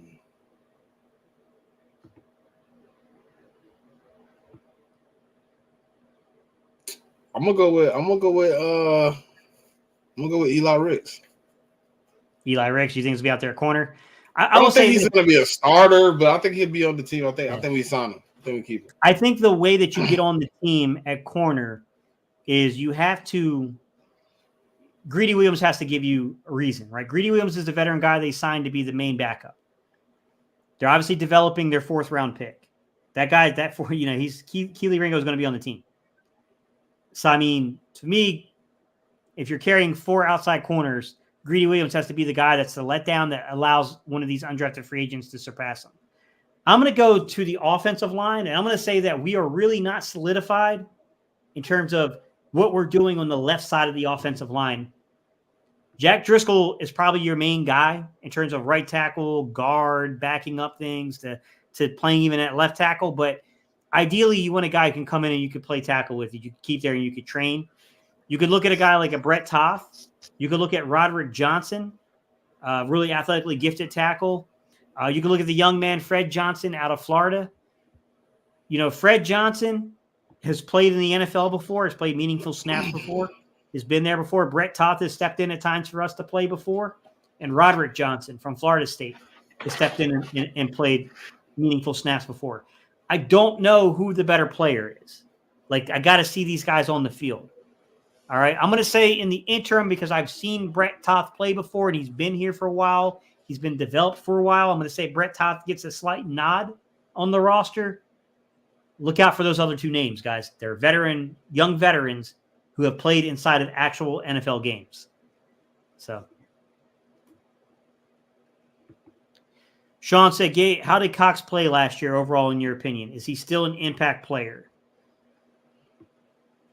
Yes, I think he can be at times, Sean. Consistency is the concern.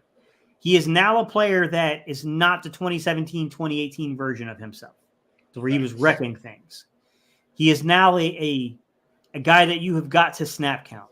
You cannot have this man out there for 60 snaps anymore. It's just not advantageous.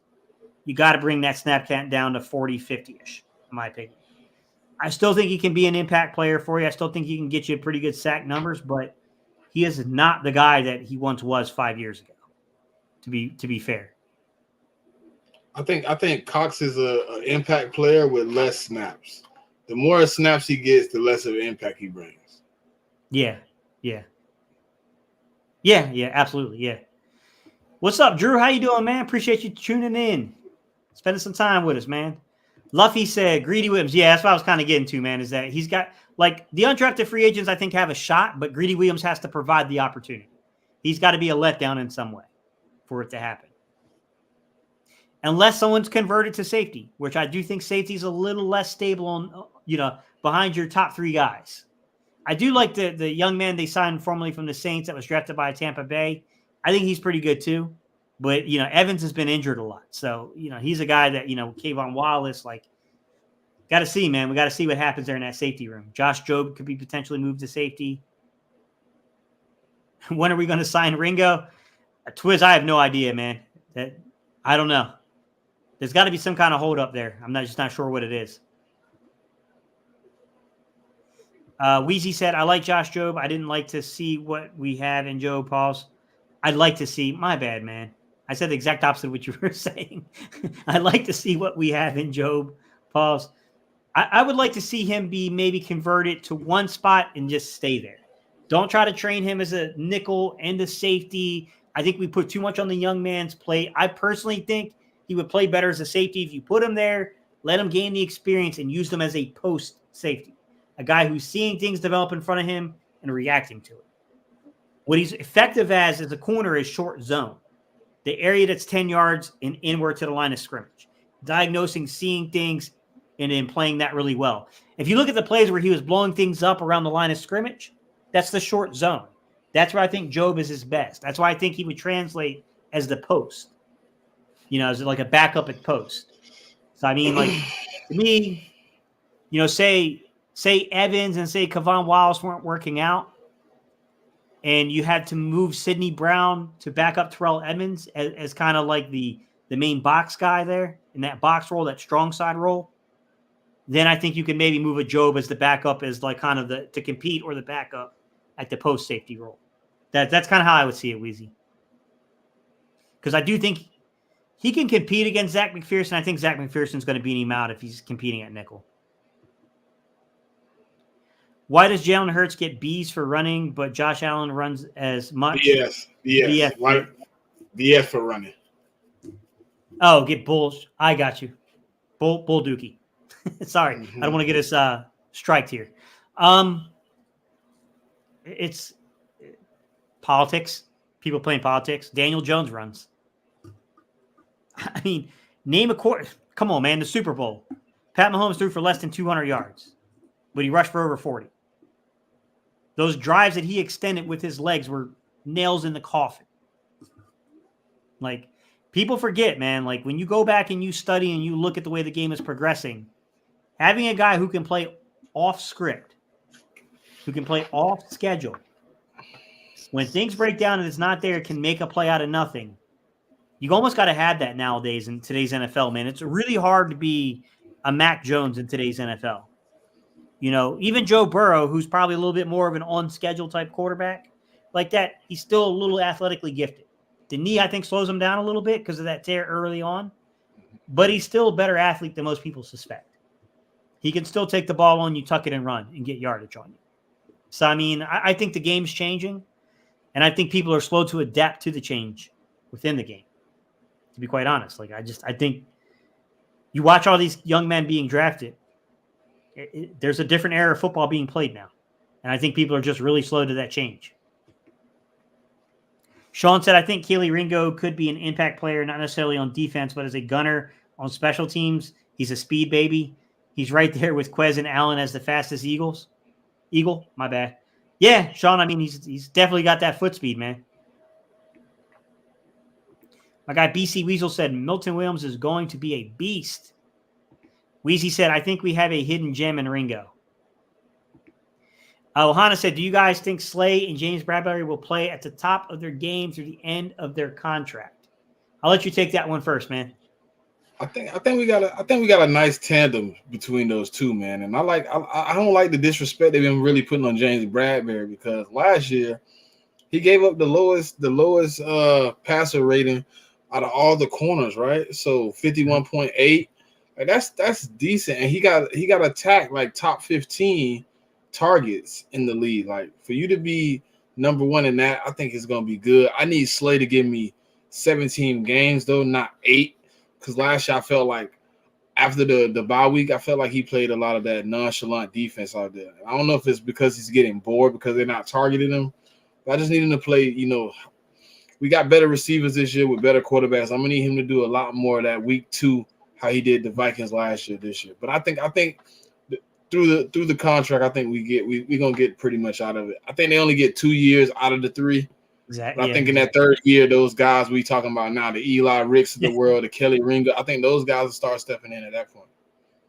Yeah, I think there's an exit strategy there, to be honest. 2 years of actual money on the contract, third year. It depends, man. Are they going to sit back and renegotiate things again?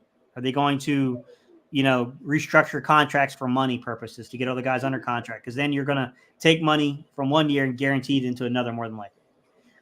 So, I mean, we'll have to see how those things play out, to be honest, Ohana. But Slay's getting up there in age, man. Bradbury's not that far behind him. Once your legs go as a corner, it really goes. Philly says, Sweeney's been grinding. If you can't see that, then you're blind like Ray Charles. Hit that like button, fellas. Appreciate it, bro.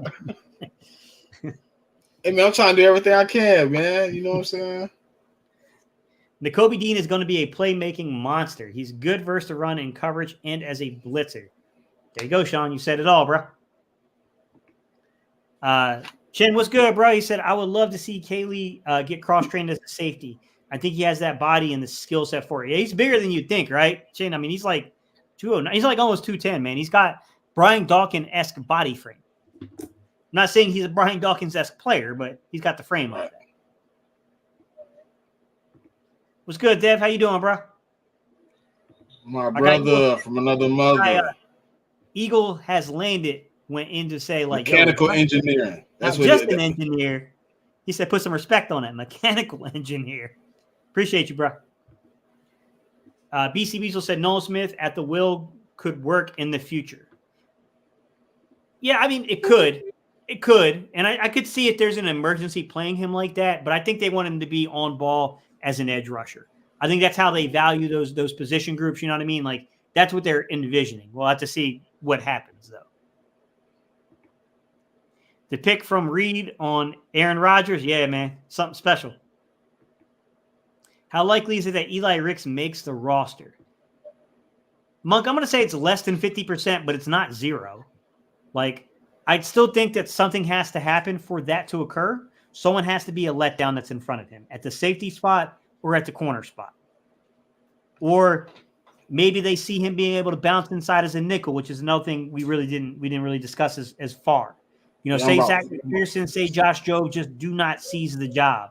And Eli Ricks starts to slide inside and starts playing like a player behind Avonte Maddox. Maybe, you know what I mean? Like, but someone has to give the opportunity. So I'm going to say that's less than 50%, but it ain't zero. It's not zero in the same breath. What's your thoughts there? I think I'm at about 35-40% that he makes the roster. Like, I think he has a good chance, but I also think he has an uphill battle because you got to do like Greedy Williams, who steps in, who we probably had on our board years ago when we wanted to draft him. You got a guy like Zach McPherson. I think he can step in and take Josiah's snaps, though. Okay. Ohana said, would you guys sign Julio Jones to a cheap contract strictly as an insurance policy to AJ, just in case he goes down for a game or two? If I'm signing him, I'm probably going to play him as my third. To be honest with you, he's going to be the third wide receiver in that rotation. Quez will probably be the fourth. Oz and Quez would have to prove that they can't get the job done first, in my opinion. If that happens, or if there's an injury in the season, if there's an injury and you just need a bigger framed body, I know that Julio is not the biggest frame, but he's big enough to play that role. He's not AJ Brown, but he's big enough to be that guy. Then you got a veteran presence out there. You got a guy that you can depend upon. You got a guy that can run in breaking routes for you if you need him to. You got a specialist out there, a guy that knows how to set defensive backs up with his footwork. So, yeah, I mean, in those two types of scenarios, right? Someone doesn't lock down the position between Oz and Quez, or some kind of an injury happens and a dude's going to, something like AJ or Devontae's going to be out for like more than 4 games. Yeah, then I'm I'm probably calling him up real quick. I'll take Julio and kind of send him on the bench, man. We don't really need him that much. I don't think he's really a wide receiver 3. He kind of slow now. He's kind of that older guy, but I think he can step in and kind of take on some of that weight if one of those guys was to go down. That's my biggest problem on our offense right now. It's probably wide receiver 1 and 2 help. Like, yeah. I trust Quez at 2, but I don't trust him at 1. Like, if AJ goes down, Devontae slides to 1. Quez, I don't know if Quez comes in and he's automatically number 2. I think we need some depth. Yeah. I think they would rotate the slot spot if something happened there.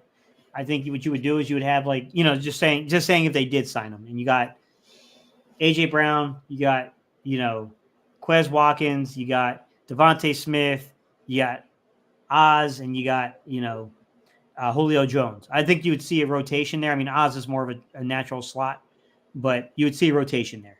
I think you would see AJ play it on times. You'd see Devontae play it on times. You would see Julio play it at times. Quez would play it at times. Like, I think you'd see that kind of like cyclical effect there. I don't think there would be a primary slot. I just think that they would, depending on what they're trying to accomplish, would be who's going to be in that slot spot. I would play Julio like how the Bucks, when he was healthy last year, how they played him. They had him all over the field.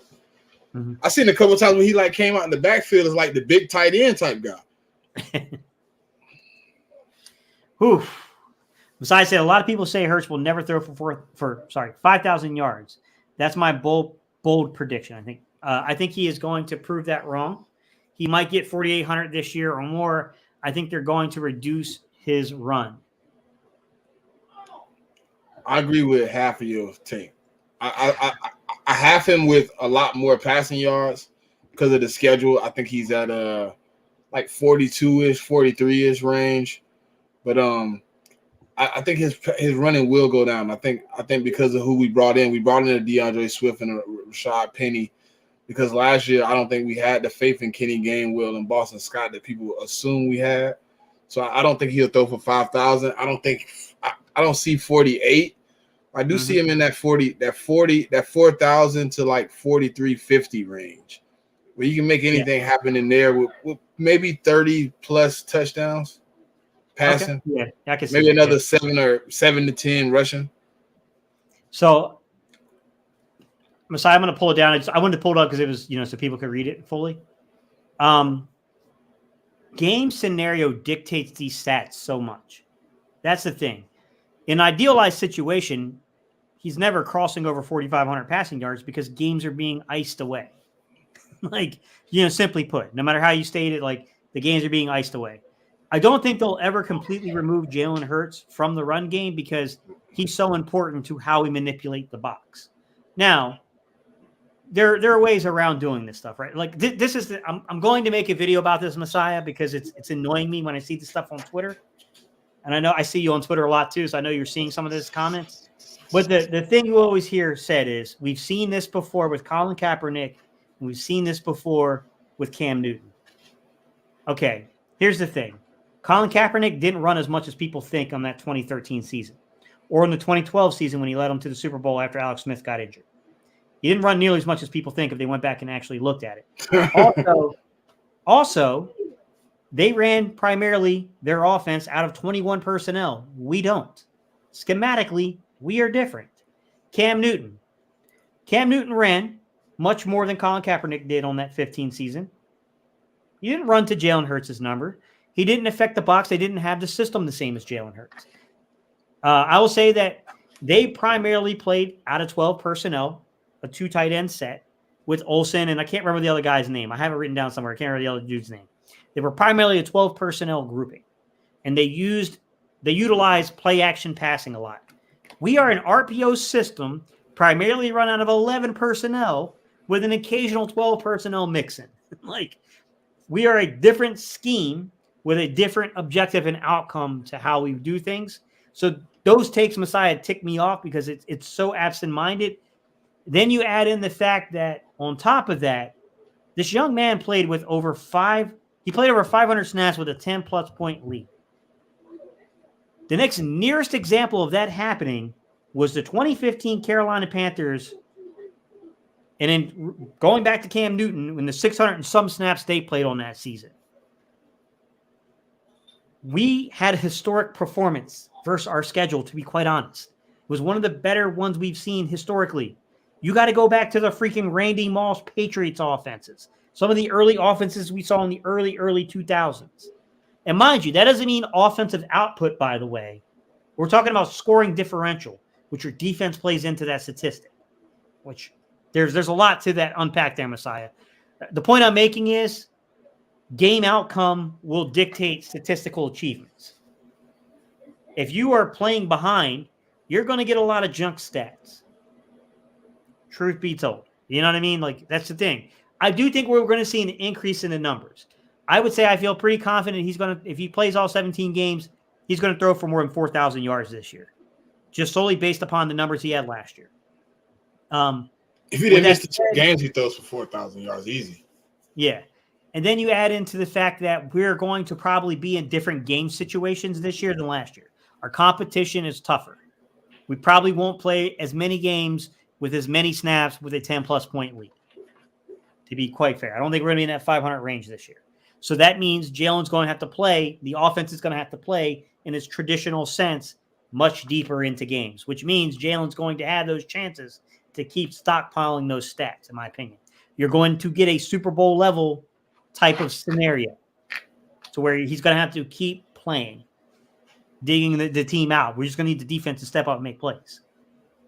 I think that 4,500, Messiah, not a stretch to say that. Not a stretch to say that he's going to hit 4,500 in terms of total passing yards. Not a stretch to say that he might throw 30 touchdowns this year. Like, to me, tell me the total numbers. What is your total offensive output? And then what was the game scenarios that led to those things? You know what I mean? That's how I look at it, man. Sorry, man. I know that was a lot, but because that's kind of how I am too. Like we have 500 snaps with a 10-point. He missed 3 fourth quarters. Like it's all those type of things that could, like, those fourth quarters could have been hundreds of yards. You never know what could have happened if it's a close game. I think a lot of these games are going to be closer than they were last year, and I think he's going to, be able to, dice it up. But I think a lot of it is going to be our hopes and dreams that we bleeding away, and I think that'll be Penny, man. I think Penny down the stretch, it's going to be hard for these teams to stop him. Yeah. What about Tyler Steen? I think he's the guy that's competing at right guard. I think he's the main competition there. It's hard, man. You got Weezy got to give him a little chance to kind of get his feet under him because he's coming into a rookie camp, but he's got the body frame. He's got the body frame they want at right guard. And I think that's going to matter ultimately. BC Weasel said Dickerson is 320 pounds plus. He's 330 plus to be real. BC Weasel. He's a big dude. He's a mauler. So making Steen, who is 320 pounds plus, the right guard would be smart. Your size protecting your center, sure. I agree. You also got to keep in mind that on the right side of the line, the issue is Lane Johnson is 315 pounds, but not every weight is the same. Lane Johnson is a forced 315 pounds. He is not a natural guy. Like, this was a 200-pound quarterback when he entered college football at a community college. Converted to tight end, and then from there, played defense and then onto the offensive line, from what as I remember it. So, I mean, you're talking about a guy who's gone from 200 pounds to 315 pounds. I don't know. What are we talking about now, guys? Probably a 17, 18-year time period, I guess, somewhere in that area. I don't know the exact time period, but it's somewhere in that area. So, I mean, he's not a natural – that's not his natural body frame. Like, I explained this to someone else on Twitter. Like, they were comparing Isaac Seumalo and him getting up to 320 plus over the course of his career to, Cam Jurgens coming in at, like, similar weight to Isaac coming out of college. The thing is, Cam Jurgens is a converted tight end. Isaac Seumalo spent his whole life as a defensive lineman or offensive lineman, dating all the way back to high school. People are different. Frames are still different, even if they're the same exact size. Like, you gotta be careful. You gotta be careful with those things. How come we haven't signed Ringo yet? I don't know, Weezy. I have no clue, man. I can't really say. Weezy said Toth is 56 overall in Madden. Trash, laugh out loud. I don't trust Madden's ratings, man. They gave Jalen Hurts a 80 last year, something like that, 79, some craziness. I don't trust them dudes, bro. I think they take whatever they want to take, man. Day One Podcast got the lookout for Sidney Brown. What's up, Dante? How you doing, man? Man, we done covered everything. We down. We got to get down to our number one picks here in a minute, but we just trying to catch up on some of these comments because y'all been rolling them in, man. We appreciate y'all. Ohana said, hot take, Britton Covey will have a Pro Bowl season at punt returner. He showed various flashes last season. He came on late last year. Ohana, I had a couple people I pushed back on that. Yeah, he was bad early in the season, no doubt about it. He was one of the better punt returners late in the season. Like, it's kind of crazy to see the statistical switch that he made. You look at week 10 and beyond, Britton Covey really played well. Could be, you got to look sometimes. Sometimes it's the level of competition you're playing, but he showed something. I mean, from not being allowed into the NovaCare complex because they didn't think he was a football player. Actually, I think it was the stadium. They let him in. He had to go get someone to let him in, but to park. But, I mean, look, the young man came on. Got to give him his props. Drew said, question, your opinion on the tight end depth. How are we looking after Goddard? Unknown, Drew. I like a few of those guys. I think a few of those guys have a lot of potential and upside, but there's a lot of unknown there. There really is. Goddard needs to stay on the field, Drew. We need Goddard on the field, man. Because Calcaterra and Stahl, I don't know if those guys – I mean, I like them. I mean, I like what Calcaterra brings. I like what Stahl brings. But I think if they were one player with the same attributes, then they would be great. But one of them is a great blocker. One's a great receiver. I think behind – but we got the one guy we just picked up from the Jags. So I think he's decent. I think he's decent. Yeah, he's a young veteran guy. Yeah. Is Penny last on the running back depth chart? Fly Parks, I don't know how they visualize this, man. I mean, they've given some very conflicting statements at times, right? Between how they view Trey Sermon. Like, I don't know how they see this. I mean, I would think Penny would be a natural for the late game closer. I could see Trey Sermon in that role too, but they're gonna have to show us, man, when they get into camp. I have no clue how they're stacking this roster at the running back spot. Like, it's definitely a mystery to me. I think Penny's I got Penny second right now, but I think he could be anywhere between second and third. I don't think he's last because I think Boston Scott is probably last in the depth chart. Trader Chris, what's good, man? I'm sorry if I didn't get to your comment in time, man. Hopefully I didn't miss you, bro. He said, just wanted to say, what's up, brother? Finally able to catch you live, man. We appreciate you catching us live, man. Man, Trader done missed like the last three. He always come in, and I like, after you posted or whatever is done, you done did the live. Then I go back in, he'll leave a comment like, dang, I missed another one. I'm like, my bad, bro. Hey, write me on Trader. If you still in here, write me on Twitter, man, so I can send you a picture of my jersey, man. I got a Jalen Hurts jersey, Gate. Oh, okay. Yeah, I got the one black. too. I got that black and gold Nike Vapor. Okay. Oh, that's nice, bro. I got the just plain green home jersey, but I want yeah, that. man. Now that they that white and green Kelly Green. Oh my, you seen it? No, but I'm about to. Now that you just told me about it, I'm about to get put on that back order list probably. Hold on, let me see. What are your thoughts on signing Matt Ariza on our special teams is one of our biggest weaknesses? I mean, I'm not against it, Twiz. I'm not gonna lie to you. I'm not. If the young man's been cleared, and I think he was cleared of those charges. Oh, that's nice, man. If he's been cleared of those charges, I'd take a shot on him, man. Our punt game was weak last year. I like Legatron though. I think Legatron can make it work. I don't know how much you can trust the media. I mean, that's one side of this, Smitty. But they said that he was clearly getting beat in OTAs. Like that might just be that it's OTAs and like. But you the one told me about the punt game. You said he got to get the timing down because it's a lot more time in NCAA. Yeah, it is. I'm not much of a punter, but I had to coach special teams. My first gig was coaching special teams. I was like, I hated that so much, man, because I never wanted to play special teams when I played. It's a hard job, man. Special teams is hard to do. What are your thoughts on losing Shane Steichen's play calling? Steichen seems to have a knack for calling the right plays at the right time. A lot of that comes down to it's communication between the quarterback, the head coach, what you put into game planning.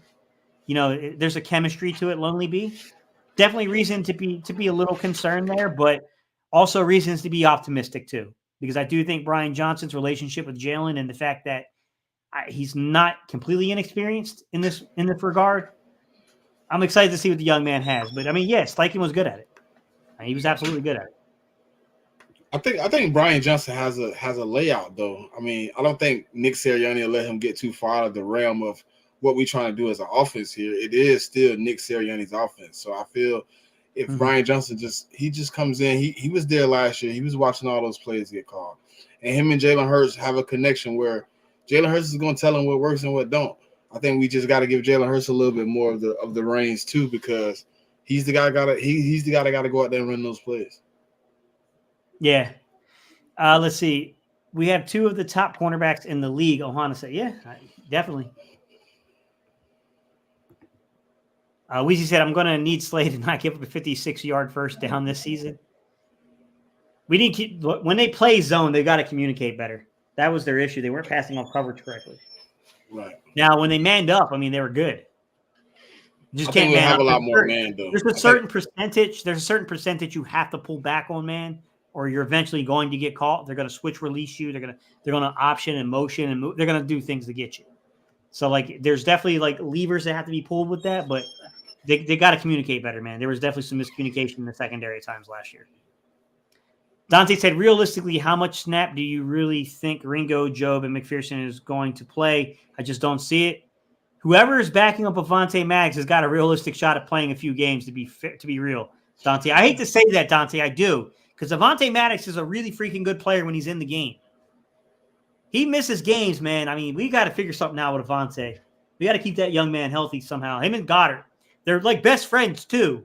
Those two guys are good players. But, man, they got a knack for missing a game or two every year. We got to find a way, man. Tell them, look, man, we'll give you some extra time off on OTAs or something, bro. Just be there on the season. Like, we got you. We going to heal you up. Like, we need those guys, man. We do. Vincent said, off topic, Coach, who do you think had a better Super Bowl performance, Foles versus Hurts? Jeez. Damn, that is tough, man. Foles won. You got to go with Foles. Foles won, yeah. Foles won. I'm going to tell you, Jalen was freaking impressive, though, man. You know how many yards we had on offense in the Super Bowl, Gate? Yeah. I don't know how Foles pulled the crap out of his hat. He pulled out that Super Bowl, but it was like every time you needed the play, he freaking made it. And then on top of it, catching the Philly special, and Foles has got to get that one because he won the game, and it was a contested game like this one was.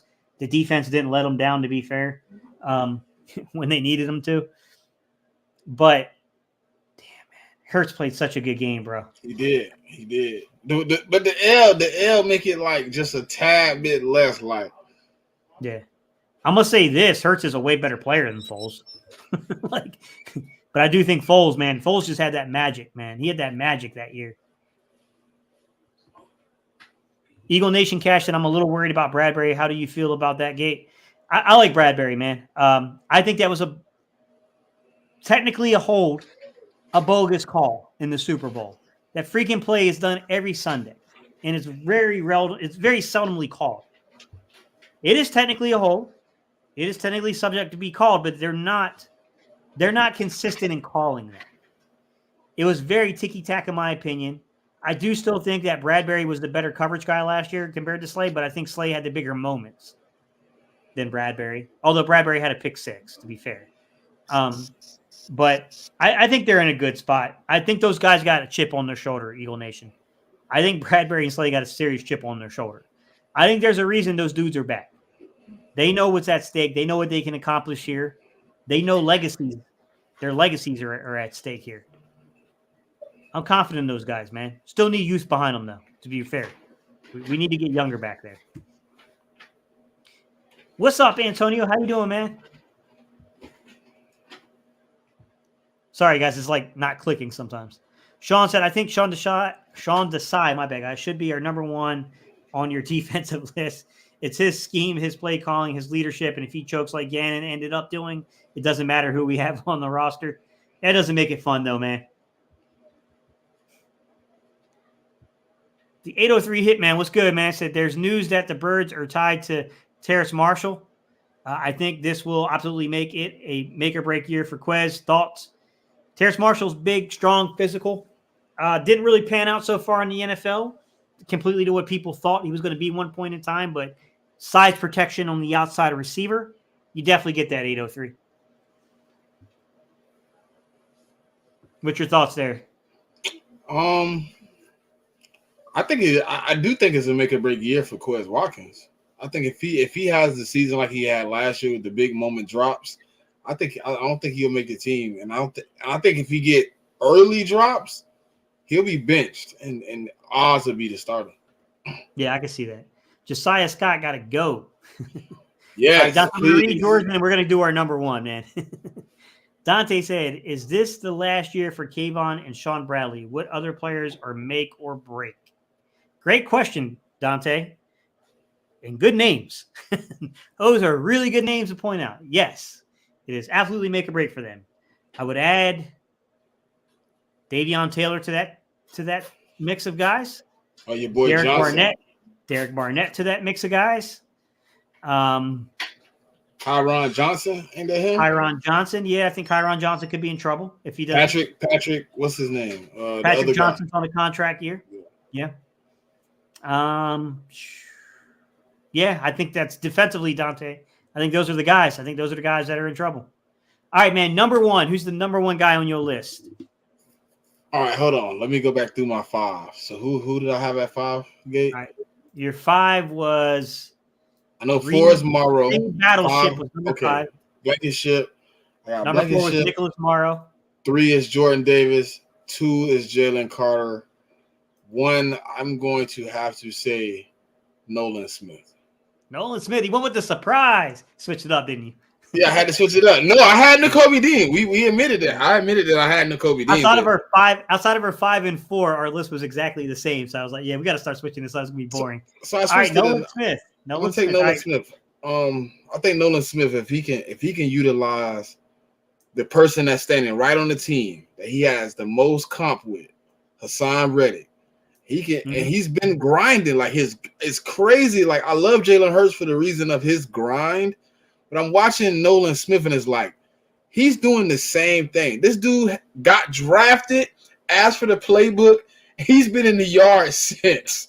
Like, hey, look, no matter how long you stay out there, you can't just. He's like, I'm gonna perfect it to the best of my ability. He's working with the Von Millers, the Micah Parsons. He's working with Hassan Reddick. He's probably got his own personal guys. Like, I think Nolan Smith, if he can really round his game, he could be the biggest piece on his defense.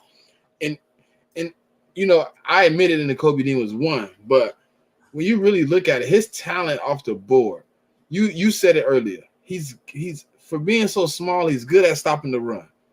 For being so fast, he's obviously gonna be good at getting to the quarterback. Like What happens if Nicholas Morrow don't work out and Nolan Smith turns to be our off-ball linebacker / blitzer? Like I think he could cover. I think he's raw at covering right now, but I think he could cover. I think if Nolan Smith comes out, I got him with 8.5 sacks, Gabe. I got him in the 8.5 range, up or down. But I think 8.5 sacks is where he sits at. And I think Nolan Smith is, if he really comes in and brings that speed and the abilities he has that I've seen come out of Georgia, I think he can really impact this and turn this into another 70 sack season. Yeah, I could definitely see that. Yeah. Let me let this dog out real quick, man. Okay. She want to. Yeah, so I think Nolan Smith, you guys, man, I think if he comes in and really like puts in that work, man, I think if he keeps on the trajectory he's on right now, we in a great place, man, because I don't see how he can't be successful if he's working this hard. Like, the guy is one of those guys, man. I think he's gonna be special. Like this, if he come in and give us 10 sacks, you got to think he already gave us what we lost. Yeah. All right, my number one, we switched them up because we had to, because it was about to be the same exact list. My number one is Jalen Carter, because I think he's going to be a Warren Sapp level talent. I think he's going to be a potential Jerome Brown level talent on the football field. I think this dude is going to be a difference maker. And I think this guy is going to be not only productive in terms of the run game, because he's going to get one-on-one blocks that he can destroy. I think he's going to be a force on those pass rush downs. I think he's going to provide you a little punch on the interior. I think him and Milton Williams and Fletcher Cox, you can say Javon Hargrave had 11. I trust that those three guys, along with maybe some Jordan Davis mixed in, maybe whoever plays that fifth role, I think if you take the combination, you're going to get similar production at the interior defensive line. It may not – no one player may have 11 sacks there on the interior, but when you take them all together, I think they're going to be around that 20 range. I like Jalen Carter, man. I really do, bro. I think he's gonna be one of those guys that like when they said Aaron Donald, I was a little shocked. But if we can get Aaron Donald type of production out of him, oh my God. Yeah. Weezy said, I take Julio Jones hands down. Kayvon Wallace has been nothing but a disappointment. I think, for what we thought he was going to be, but I did think he had some decent snaps last year. I thought he at least looked serviceable. Just not what we thought he would be when he came in the league, but at least you got something in terms of special teams production and being able to play a backup role. I mean, he gave you something like that. I am with Deaded Eagle. No more Josiah Scott, please no. Any new merch coming out, Gage? Yeah, Dante, I'm working on some stuff, man. I got some people I paid to do some designs, and as soon as I get those designs up, I'll release everything. Antonio said he would have had 5,000 last year, but he played half the game. Most games was over by halftime. They were blowing people out. You saw about Jalen Hurts. Yeah. I mean, it was all locked up before it was necessary. Why does the Eagles don't get enough credit for sticking with mobile quarterbacks? Randall, McNabb, Vic, Jalen. Yeah, I mean, even Carson was mobile early on. It's because of the Super Bowls. I think that people don't see the early adaptation the Eagles had to that. They don't want to give us that. Played in 5 games last year. He did. Oh yeah, he did. There was 2 games I wish he didn't play. He started, and then 3 where he came in and cleaned up. 2 games I wish he didn't play, man. Because we went 0-2 in those bad boys. The only reason I think he can get 4,800 yards this year is because Goddard will play a full year, and now we will have more running backs to throw to, and I see Watkins having a good season. You see the implementation of Swift into the passing game. That check down is going to be big. Maybe Messiah. I think it's going to depend. Like I said, I think it's going to depend upon the schedule. I'm not saying it won't happen.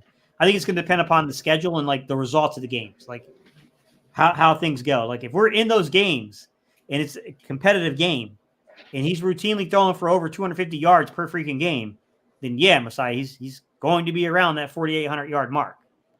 I can see it because he's going to have some pretty high numbers in a few of those games. Our whole running back room is suspect, y'all. I was waiting for you to get to this. 8,000-yard rusher and just use all the running backs we have. I just want one of them to have a full season. How you feel, Gabe?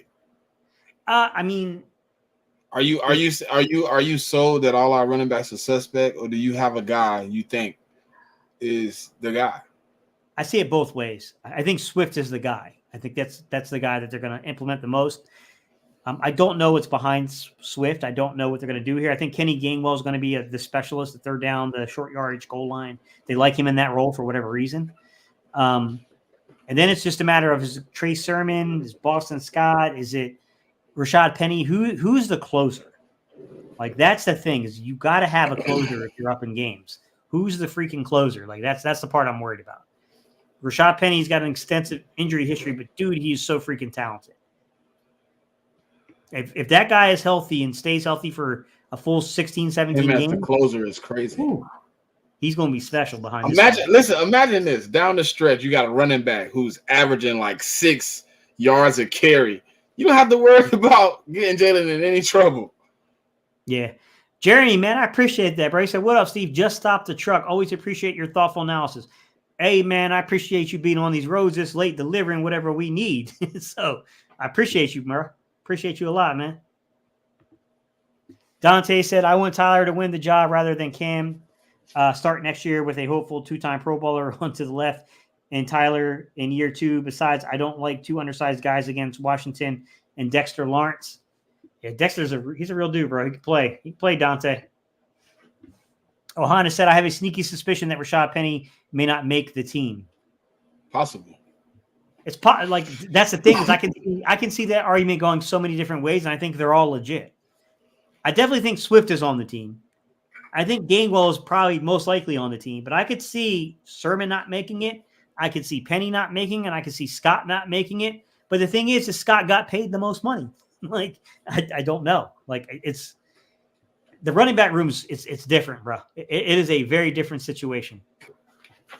The depth situation is usually the concern most talking heads mention. I think with our recent pickups, this team is deeper than last year. Probably depends upon the positioning, Jeremy. But, linebacker, I feel like we don't have the depth we had last year, to be honest. But I also think that there's some guys with upside. Christian Ellis. I think Christian Ellis is an interesting prospect to see what happens there. I think our depth at linebacker is like the same, but I think our talent in the front end isn't the same. Yeah. Drew said Sipos' problem is later in the season, not OTAs. Good point, Drew. David Lewis said the field being wet to protect their golden boy was the bigger Super Bowl issue.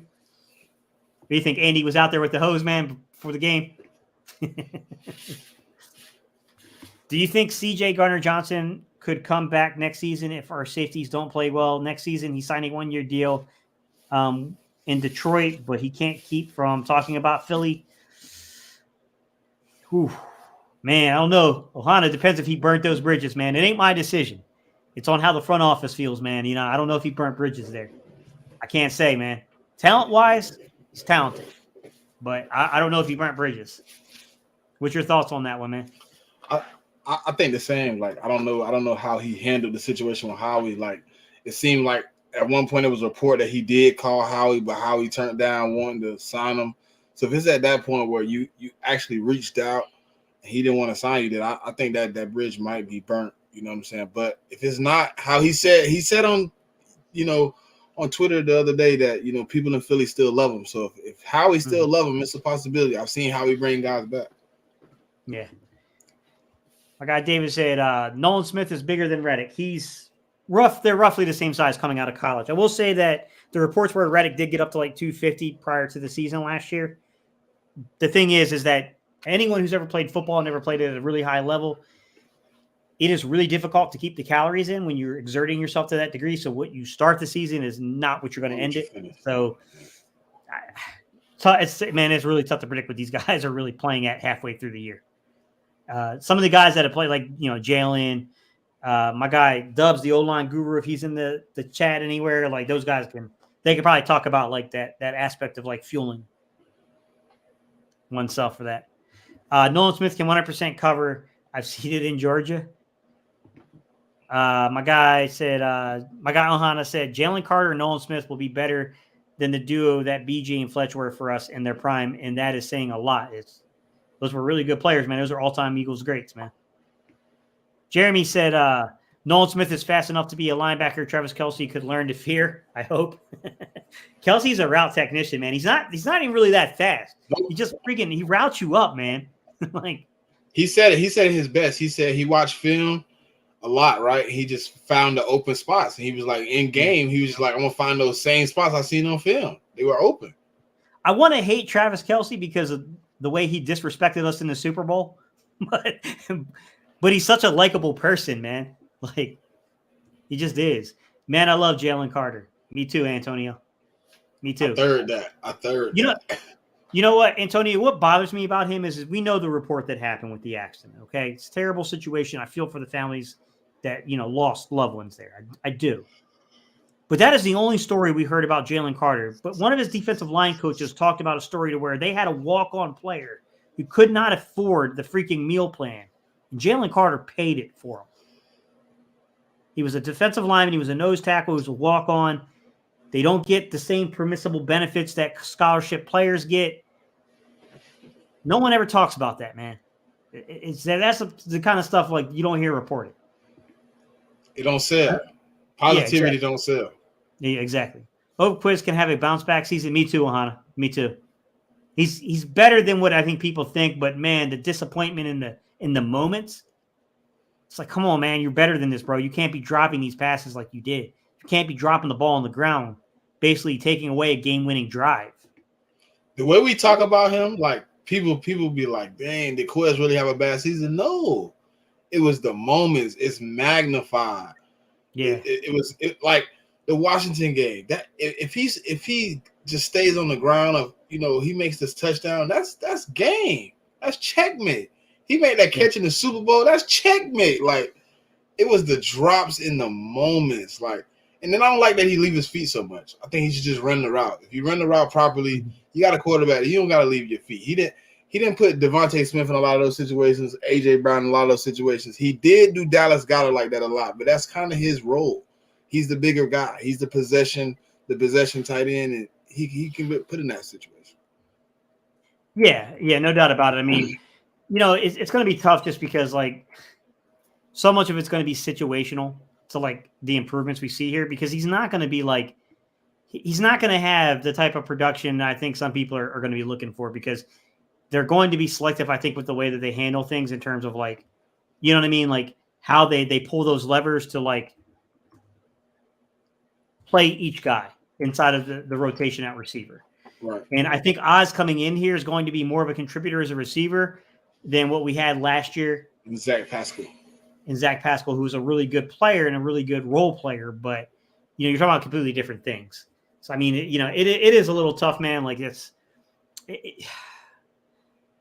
really difficult, man. It's a difficult situation because like he's not bad like people think, but yeah, like you know what I mean. Like it's definitely a situation, man. There's a situation to it that is tough.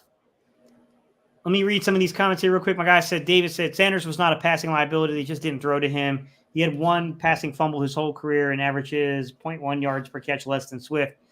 Yeah, but to be fair, man, Swift got 200 targets in his 3-year career compared to the 124 that Miles has had. So, I mean, just targeted a little bit more. So, more targets you get, the more likely the data is going to be a little bit more accurate with those type of things, David, to be fair.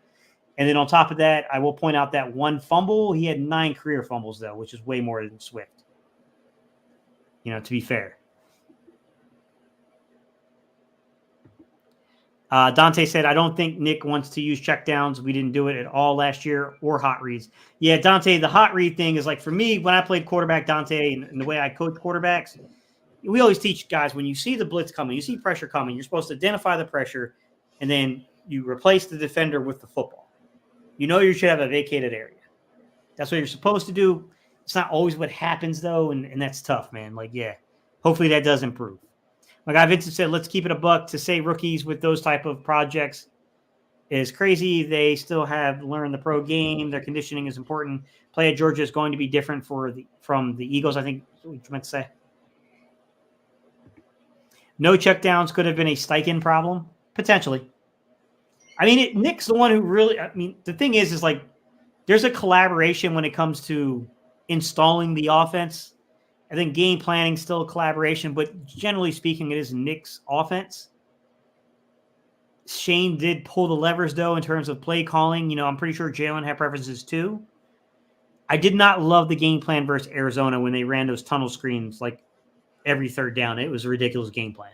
That was one that should have been scrapped. I'm not saying tunnel screens aren't effective at beating the pressure, but, I mean, come on, man. You don't need like 9 of those a game. David said Sermon will be the one cut. We'll see, man. Nick loves that dude. Drew said there were some issues with built-in hots in the offense hot routes. Keep Sermon practice squad in case.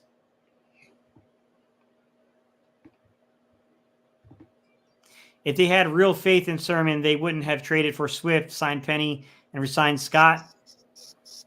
I don't know if that's true, David. I mean, to be fair, he hasn't played as much as those guys. Penny, while he's missed a lot of games, has a lot more play time. Swift has a way more play time than Sermon. Scott's been in this system forever. And it's none of these guys are exactly expensive signings. None of these dudes are exactly in my opinion, if they didn't have faith in Sermon, you could also argue Miles Sanders would be back. So, I mean, there's flip sides to that. I haven't heard anything about Jalen Carter and his conditioning since being drafted to prove, BS putting dirt on a player to drop stock. I get it in the later rounds, but it'd have to stop. Yeah, I mean, he was a little out of shape at his pro day, but I mean, to be fair, he had a pretty complex legal situation. And I mean, what's the young man supposed to do? Something else has to take priority there. The legal situation was definitely your priority. This one made me think about something. I remember we was about to sign the Georgia defensive coordinator. Do you think if we had known we would have Jalen Carter, he would be here instead of Sean Desai? I'm sorry. Say that one more time. I know we were looking into signing. Do you think if we knew for sure we would have Nolan Smith and Jalen Carter, he would be here instead of Sean Desai? Possibly. Yeah, it's possible. Yeah. I know we was looking into it. I know it came down to the last couple of interviews with him that he was almost the guy. Yeah, it's possible. Drafted later in the round. So obviously Sanders wasn't good at practice, so they didn't implement him. They have no choice but to throw to Swift. Yeah, that's a good point, Antonio, is that we saw it in OTAs and stuff like that to where he was dropping passes and stuff like that. And that's always a problem. That makes it tough if they can't count on you in OTAs and they can't count on you in training camp, and then you're replicating that performance in practices. It makes it hard to then trust you in a game situation. Although when he was in game situations, I don't think that Miles Sanders was that bad, but everything leading up to the game situations was bad. And it puts you in a tough situation as a coach in terms of implementing the guy into things. What's your thoughts on that one? I think you practice how you play, and if he wasn't doing what he needed to do in practice, he ended up losing those reps to Kenny Gainwell last year. And I think Swift really shows what he can do. He killed us week 1. Let's be real. He put the works on us week 1. He really had people in the organization, as fans, as players, possibly thinking, "Hey, are we really as good as we think we are?" So I think Miles showed a lot to Nick Sirianni, and it wasn't Nick Sirianni guy too. So a lot of that, I know a lot of that is politics. Sometimes you want your guy in here, you want a guy that you want it, you want. I think they want Swift here. I think they might want Trey Sermon here. I think we're in a good situation though moving forward. I don't think Miles Sanders was as much of the great player people want to make him as he was a benefit of a great offense. Yeah, definitely. I mean, there's some difficulty to that stuff. There's no doubt about it. David said Swift has 6 total fumbles in 1 less season, so not that far off. Nick talks up Sermon because that's his job. Build them up so they'll do better, get a job elsewhere, or gain higher trade value. You're not trading and getting value for Sermon, David. That's you sound young, my guy. He got put on the waiver wire. There's no trade value. Yeah. I mean, he got put on the waiver wire. They claimed him. I mean, it's more than just lip service, David, when you're saying that basically you added an additional 3rd-round pick when you were able to claim Trey Sermon. And then it's not necessarily lip service when you're looking at a guy like Janarius Robinson and you're saying that basically you added a 4th-round pick. That's a little bit more than that. Doesn't mean that they're going to make the roster. Doesn't mean that they're going to do any of those things. I mean, you just have to earn your way onto the roster. But that's, and in terms of like the total fumbles argument, I hear what you're saying, David, but let's just put this in perspective. The last 2 seasons, both guys have fumbled the ball 3 times. So you're not really losing either way. I don't think that's really a good, you know what I'm saying? Like I don't think it matters either way. Like neither one of these guys had like tremendous fumble problems over the last couple of years. I mean, to me, it's kind of a non-issue. I think we're making a little too much of something that's not really an issue in their game. But I will tell you that, David, you got a lot to learn if you think that Miles Sanders is on the same level as DeAndre Swift in the open field. Oh, he said it right here. If you go down two comments, he said it. Yeah. Like it's definitely like you got to catch up a little bit, man. His catch rate was really good. Sanders, that is, they just didn't throw him the ball. It's because he kept dropping the ball in practice and OTAs and training camp, man. Like you have to show it in practice in order for it to be implemented into the game, David. Swift's catch rate is far, far worse than Sanders. They just throw him the ball a ton. Well, that would then make his catch rate. Yeah, especially if you're being targeted further down the field too. Like that's like looking at AJ Brown to Quez Watkins. Like AJ Brown has more drops, but his drops are way less because he has 150 targets instead of 50 targets. Yeah. All you need to know is when they wanted to play somebody inside the passing game, they didn't go to Miles Sanders. They went to Kenneth Gainwell, who also had a tendency to drop the ball from time to time, but they still felt more comfortable because of the work that they saw in OTAs, training camp, practices to then implement him in games where they didn't feel that same comfort level with Miles Sanders. Like that's really all you need to know. Like, if Penny's still hurt, please get Elliott. Oh, hold on. I wanted to answer that question though. What does Goddard need to do to be the best tight end? Oh, my bad, Dante. I think I skipped over, bro. You clicked it, but then you just left it. What does Goddard need to do to be the best tight end? I think 17 games. 17 games definitely. He's got to be on the field for all games. It's going to be tough, man, because like he's a good blocking tight end, but his route running is not on par with Kelsey. Like Kelsey is like top-notch route runner. So I mean, like that's you know what I'm saying? Like that's tough, man. That's definitely a tough one. Like he's 3 for sure. He's in that 3 for sure. Mm-hmm. Like him, Kittle, and Kelsey, they're like right there. Yeah. Mark Andrews is a really good. Similar Andrews too. Mark Andrews is a good player, kind of similar. He's like Goddard. Like he's not really a great passer, but his route running is decent. He gets open enough. Yeah. If Penny's still hurt, please get Elliott. What's up, King of the East? Ezekiel Elliott? Yeah, I think that's what he meant, Zeke. Yeah. Oh. Jalen Carter's film is ridiculous. Forget Pro Day. Yeah, exactly. Yeah, I mean, do you care about what they're doing in shorts or do you care about what they're doing in pads? Like, pretty much. What's the difference in Nick and Doug as far as offensive style? Doug runs a little bit more spread concept than Nick. Nick's a little bit more based out of the RPOs. Doug adapted into the RPO-based stuff, but it was out of necessity. Nick's like, and to be fair, I think Nick did it because he looked at the roster, he looked at the team and said, you know what I'm saying? Like this what works.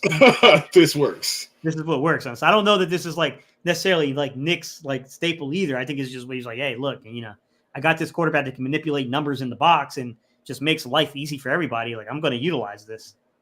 Like come shut this down if you can. Last year, y'all would have had Sanders better than Swift. We're not saying that Swift is better than Sanders. That's not what we're saying at all. We're saying that Swift is better in the passing game. We're saying that they identified Swift as being the better fit for the scheme in the system. Sanders is a 1,200-yard rusher. Swift hasn't even come, he's like half that number. Like we're not saying that at all. You're kind of adding words into people's mouths, man. What's up, Dante? Antonio said, happy those teams passed on Jalen Carter. Yeah, me too. Happy. Appreciate you. Certain games, Goddard will do more blocking than running routes. Yeah, that's true. He does show enough, like because they have to show up protection, especially like if you got Mulata out or you got Lane out or something like that's going on. Like you're going to definitely keep Goddard in, and that's going to take away from their ability to do things. Which definitely, that's going to be part of the problem there. King of the East says Swift is a bridge running back till next year. They want Barkley. They don't want Barkley. They're not paying that kind of money. King of the East, I hate to tell you, man. We don't do That's that. why Barkley is not signed. He wants out. Barkley tired of losing. Those statements might be true, but that doesn't mean he's coming to Philly, man. Like that's a big, big difference.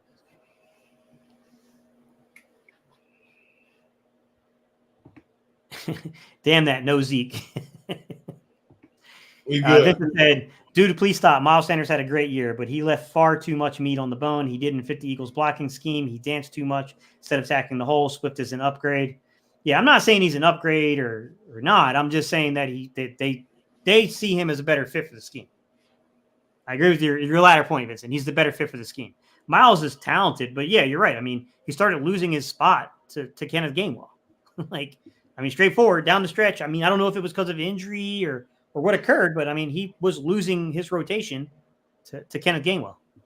Kenneth Gainwell was out snapping him.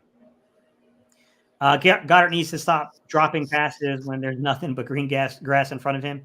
Green gas. I don't know where I was going with that, Weezy. Green grass in front of him. Yeah, I mean, I can't argue that, Weezy. That's true. Definitely. He's still an impact player. He's still a good player, but yeah, I mean, he's got to be better. You think that Swift's going to be better behind this O-line? D-Shift says, sorry, I didn't mean to put words in your mouth. No, you're good, bro. Don't worry about it. Gate, think about it. Elliott is never injured, and he's a hell of a pass blocker, and he can close out games. I think he's on the backside of that career, man. I'm going to be honest with you, King of these. I think he's on the backside of that career, man, to be real with you. I think there's a reason why Dallas is, not really that interested. They're like, yo, if something happens, we'll bring you back. But until then, Zeke before Swift. Another direction. Huh. I like the addition of Zeke before Penny and Swift. Yeah. Kenny Gainwell and him would have been a nice move, but Esther got the conspiracy theory going. I think Carter wanted to fall to the Eagles, so purposely had a bad pro day. They make for one heck of a storyline, man. Sanders should be dancing with the stars. He was dancing behind that line pretty good. He probably could. I heard someone comment earlier about the Eagles being tied to Terrence Marshall. Big fan of Marshall coming out of LSU. Would like to see him and Kelly Green. Gives you the size protection, right, Shonuff? Gives you the size protection. My guy, D-Shift, said Lions O-line last year is close to the Eagles. They're a good run blocking team, but I think that they probably didn't perform that way last year, D-Shift, to be fair. But I think if they're healthy, and they had a lot of injuries last year, I think when they're healthy, their D-line and their O-line, my bad. Their O-line in the run game is pretty good. They can get Frank Ragno's down and dirty as a center. What are y'all's Philadelphia Eagles rookies of the year? Mine is Tyler. I think he has a great supporting cast. I like the pick behind that, Dante, and the reason you put for that. I'm going to say mine rookie of the year, Jalen Carter. Jalen Carter is going to have plenty of opportunity, and I think he's going to be a wrecking ball. I'll take Nolan Smith since you took Jalen Carter from me. Yeah. Actually, mine comes down to two. Let's be real. If Sidney Brown wins out that position over whoever, I think he's the rookie of the year. But if he does not play this year, I am taking Nolan Smith. Mon say, great city, great live, man. I appreciate you, Mon. Appreciate y'all. Hey, guys, look, it is after 9:40. I don't know if my guy, he might have to go to work tomorrow. So, look, I'm going to have to get off of here, man. We appreciate y'all, though. Let us know in the comment section down below, guys, man, if y'all want to put your 5 in there, what your 5 impact players are going to be. The way we themed it, guys, was to go about, dudes that are stepping into roles, not necessarily the established guys. We know Hassan Reddick's going to be good. We know Josh Sweat's going to be good. We know that, James Bradbury. We know Darius Slay. We know those dudes are good. You know what I mean? We wanted to go with the guys that maybe are a little less known, you're gonna have to step out the box a little bit to kind of put them in, elevate them that way. But yeah, man, both of us left people off. I left off Nolan Smith. He left off Nakobe Dean. It gets tough, man. It gets tough when you get down to these lists and how you see them. I left Sidney Brown too. Yeah, I left off Nolan Smith because I do think that he's deeper in the rotation. I think there's a chance that they get stupid about things and they end up playing my guy Derek Barnett over him for the first portion of the season. I think that can impact his production. I hope that doesn't happen, but I'm just going to be real about it. King of the East said Nolan Smith. D-Shift said Nolan going to take snaps from BG Sweat or Reddick. I don't know. What up, gentlemen? In the chat, why are the haters disrespecting our O-line, saying that they're too old? He got the facts wrong. He didn't check it. Yeah. He didn't check the facts. Yeah, they They only looked at 2 guys and made that statement. Road to 10K subscribers. Appreciate you, man. King of the East said, good show, guys. As usual, man, I appreciate you, King of the East. My guy, Eagle Atlantis said, love the show. Fly Eagles fly. Elliott never injured. He may not miss games, but I agree with you, Antonio. He definitely gets hobbled in games. Yeah, there's some complexity to that. I agree. I definitely agree with that one. He missed some games last year, though. Yeah, man. I appreciate y'all, man. We're going to play out the outro banner, which is the same as the intro. Hey, look, guys, man, we really do appreciate y'all hanging out with us on a Tuesday to almost 10 o'clock, man. Man, y'all great, man. We really do appreciate you guys, man. That's awesome, man. All right, y'all. Don't forget to hit my guy up, 4133, the podcast, guys. Give him a subscription, man. They'll give us a subscription. He hung out with us here for 2 hours. All right, That's y'all. nothing, Gate, man. Anytime, bro. All right, man. I appreciate you, bro.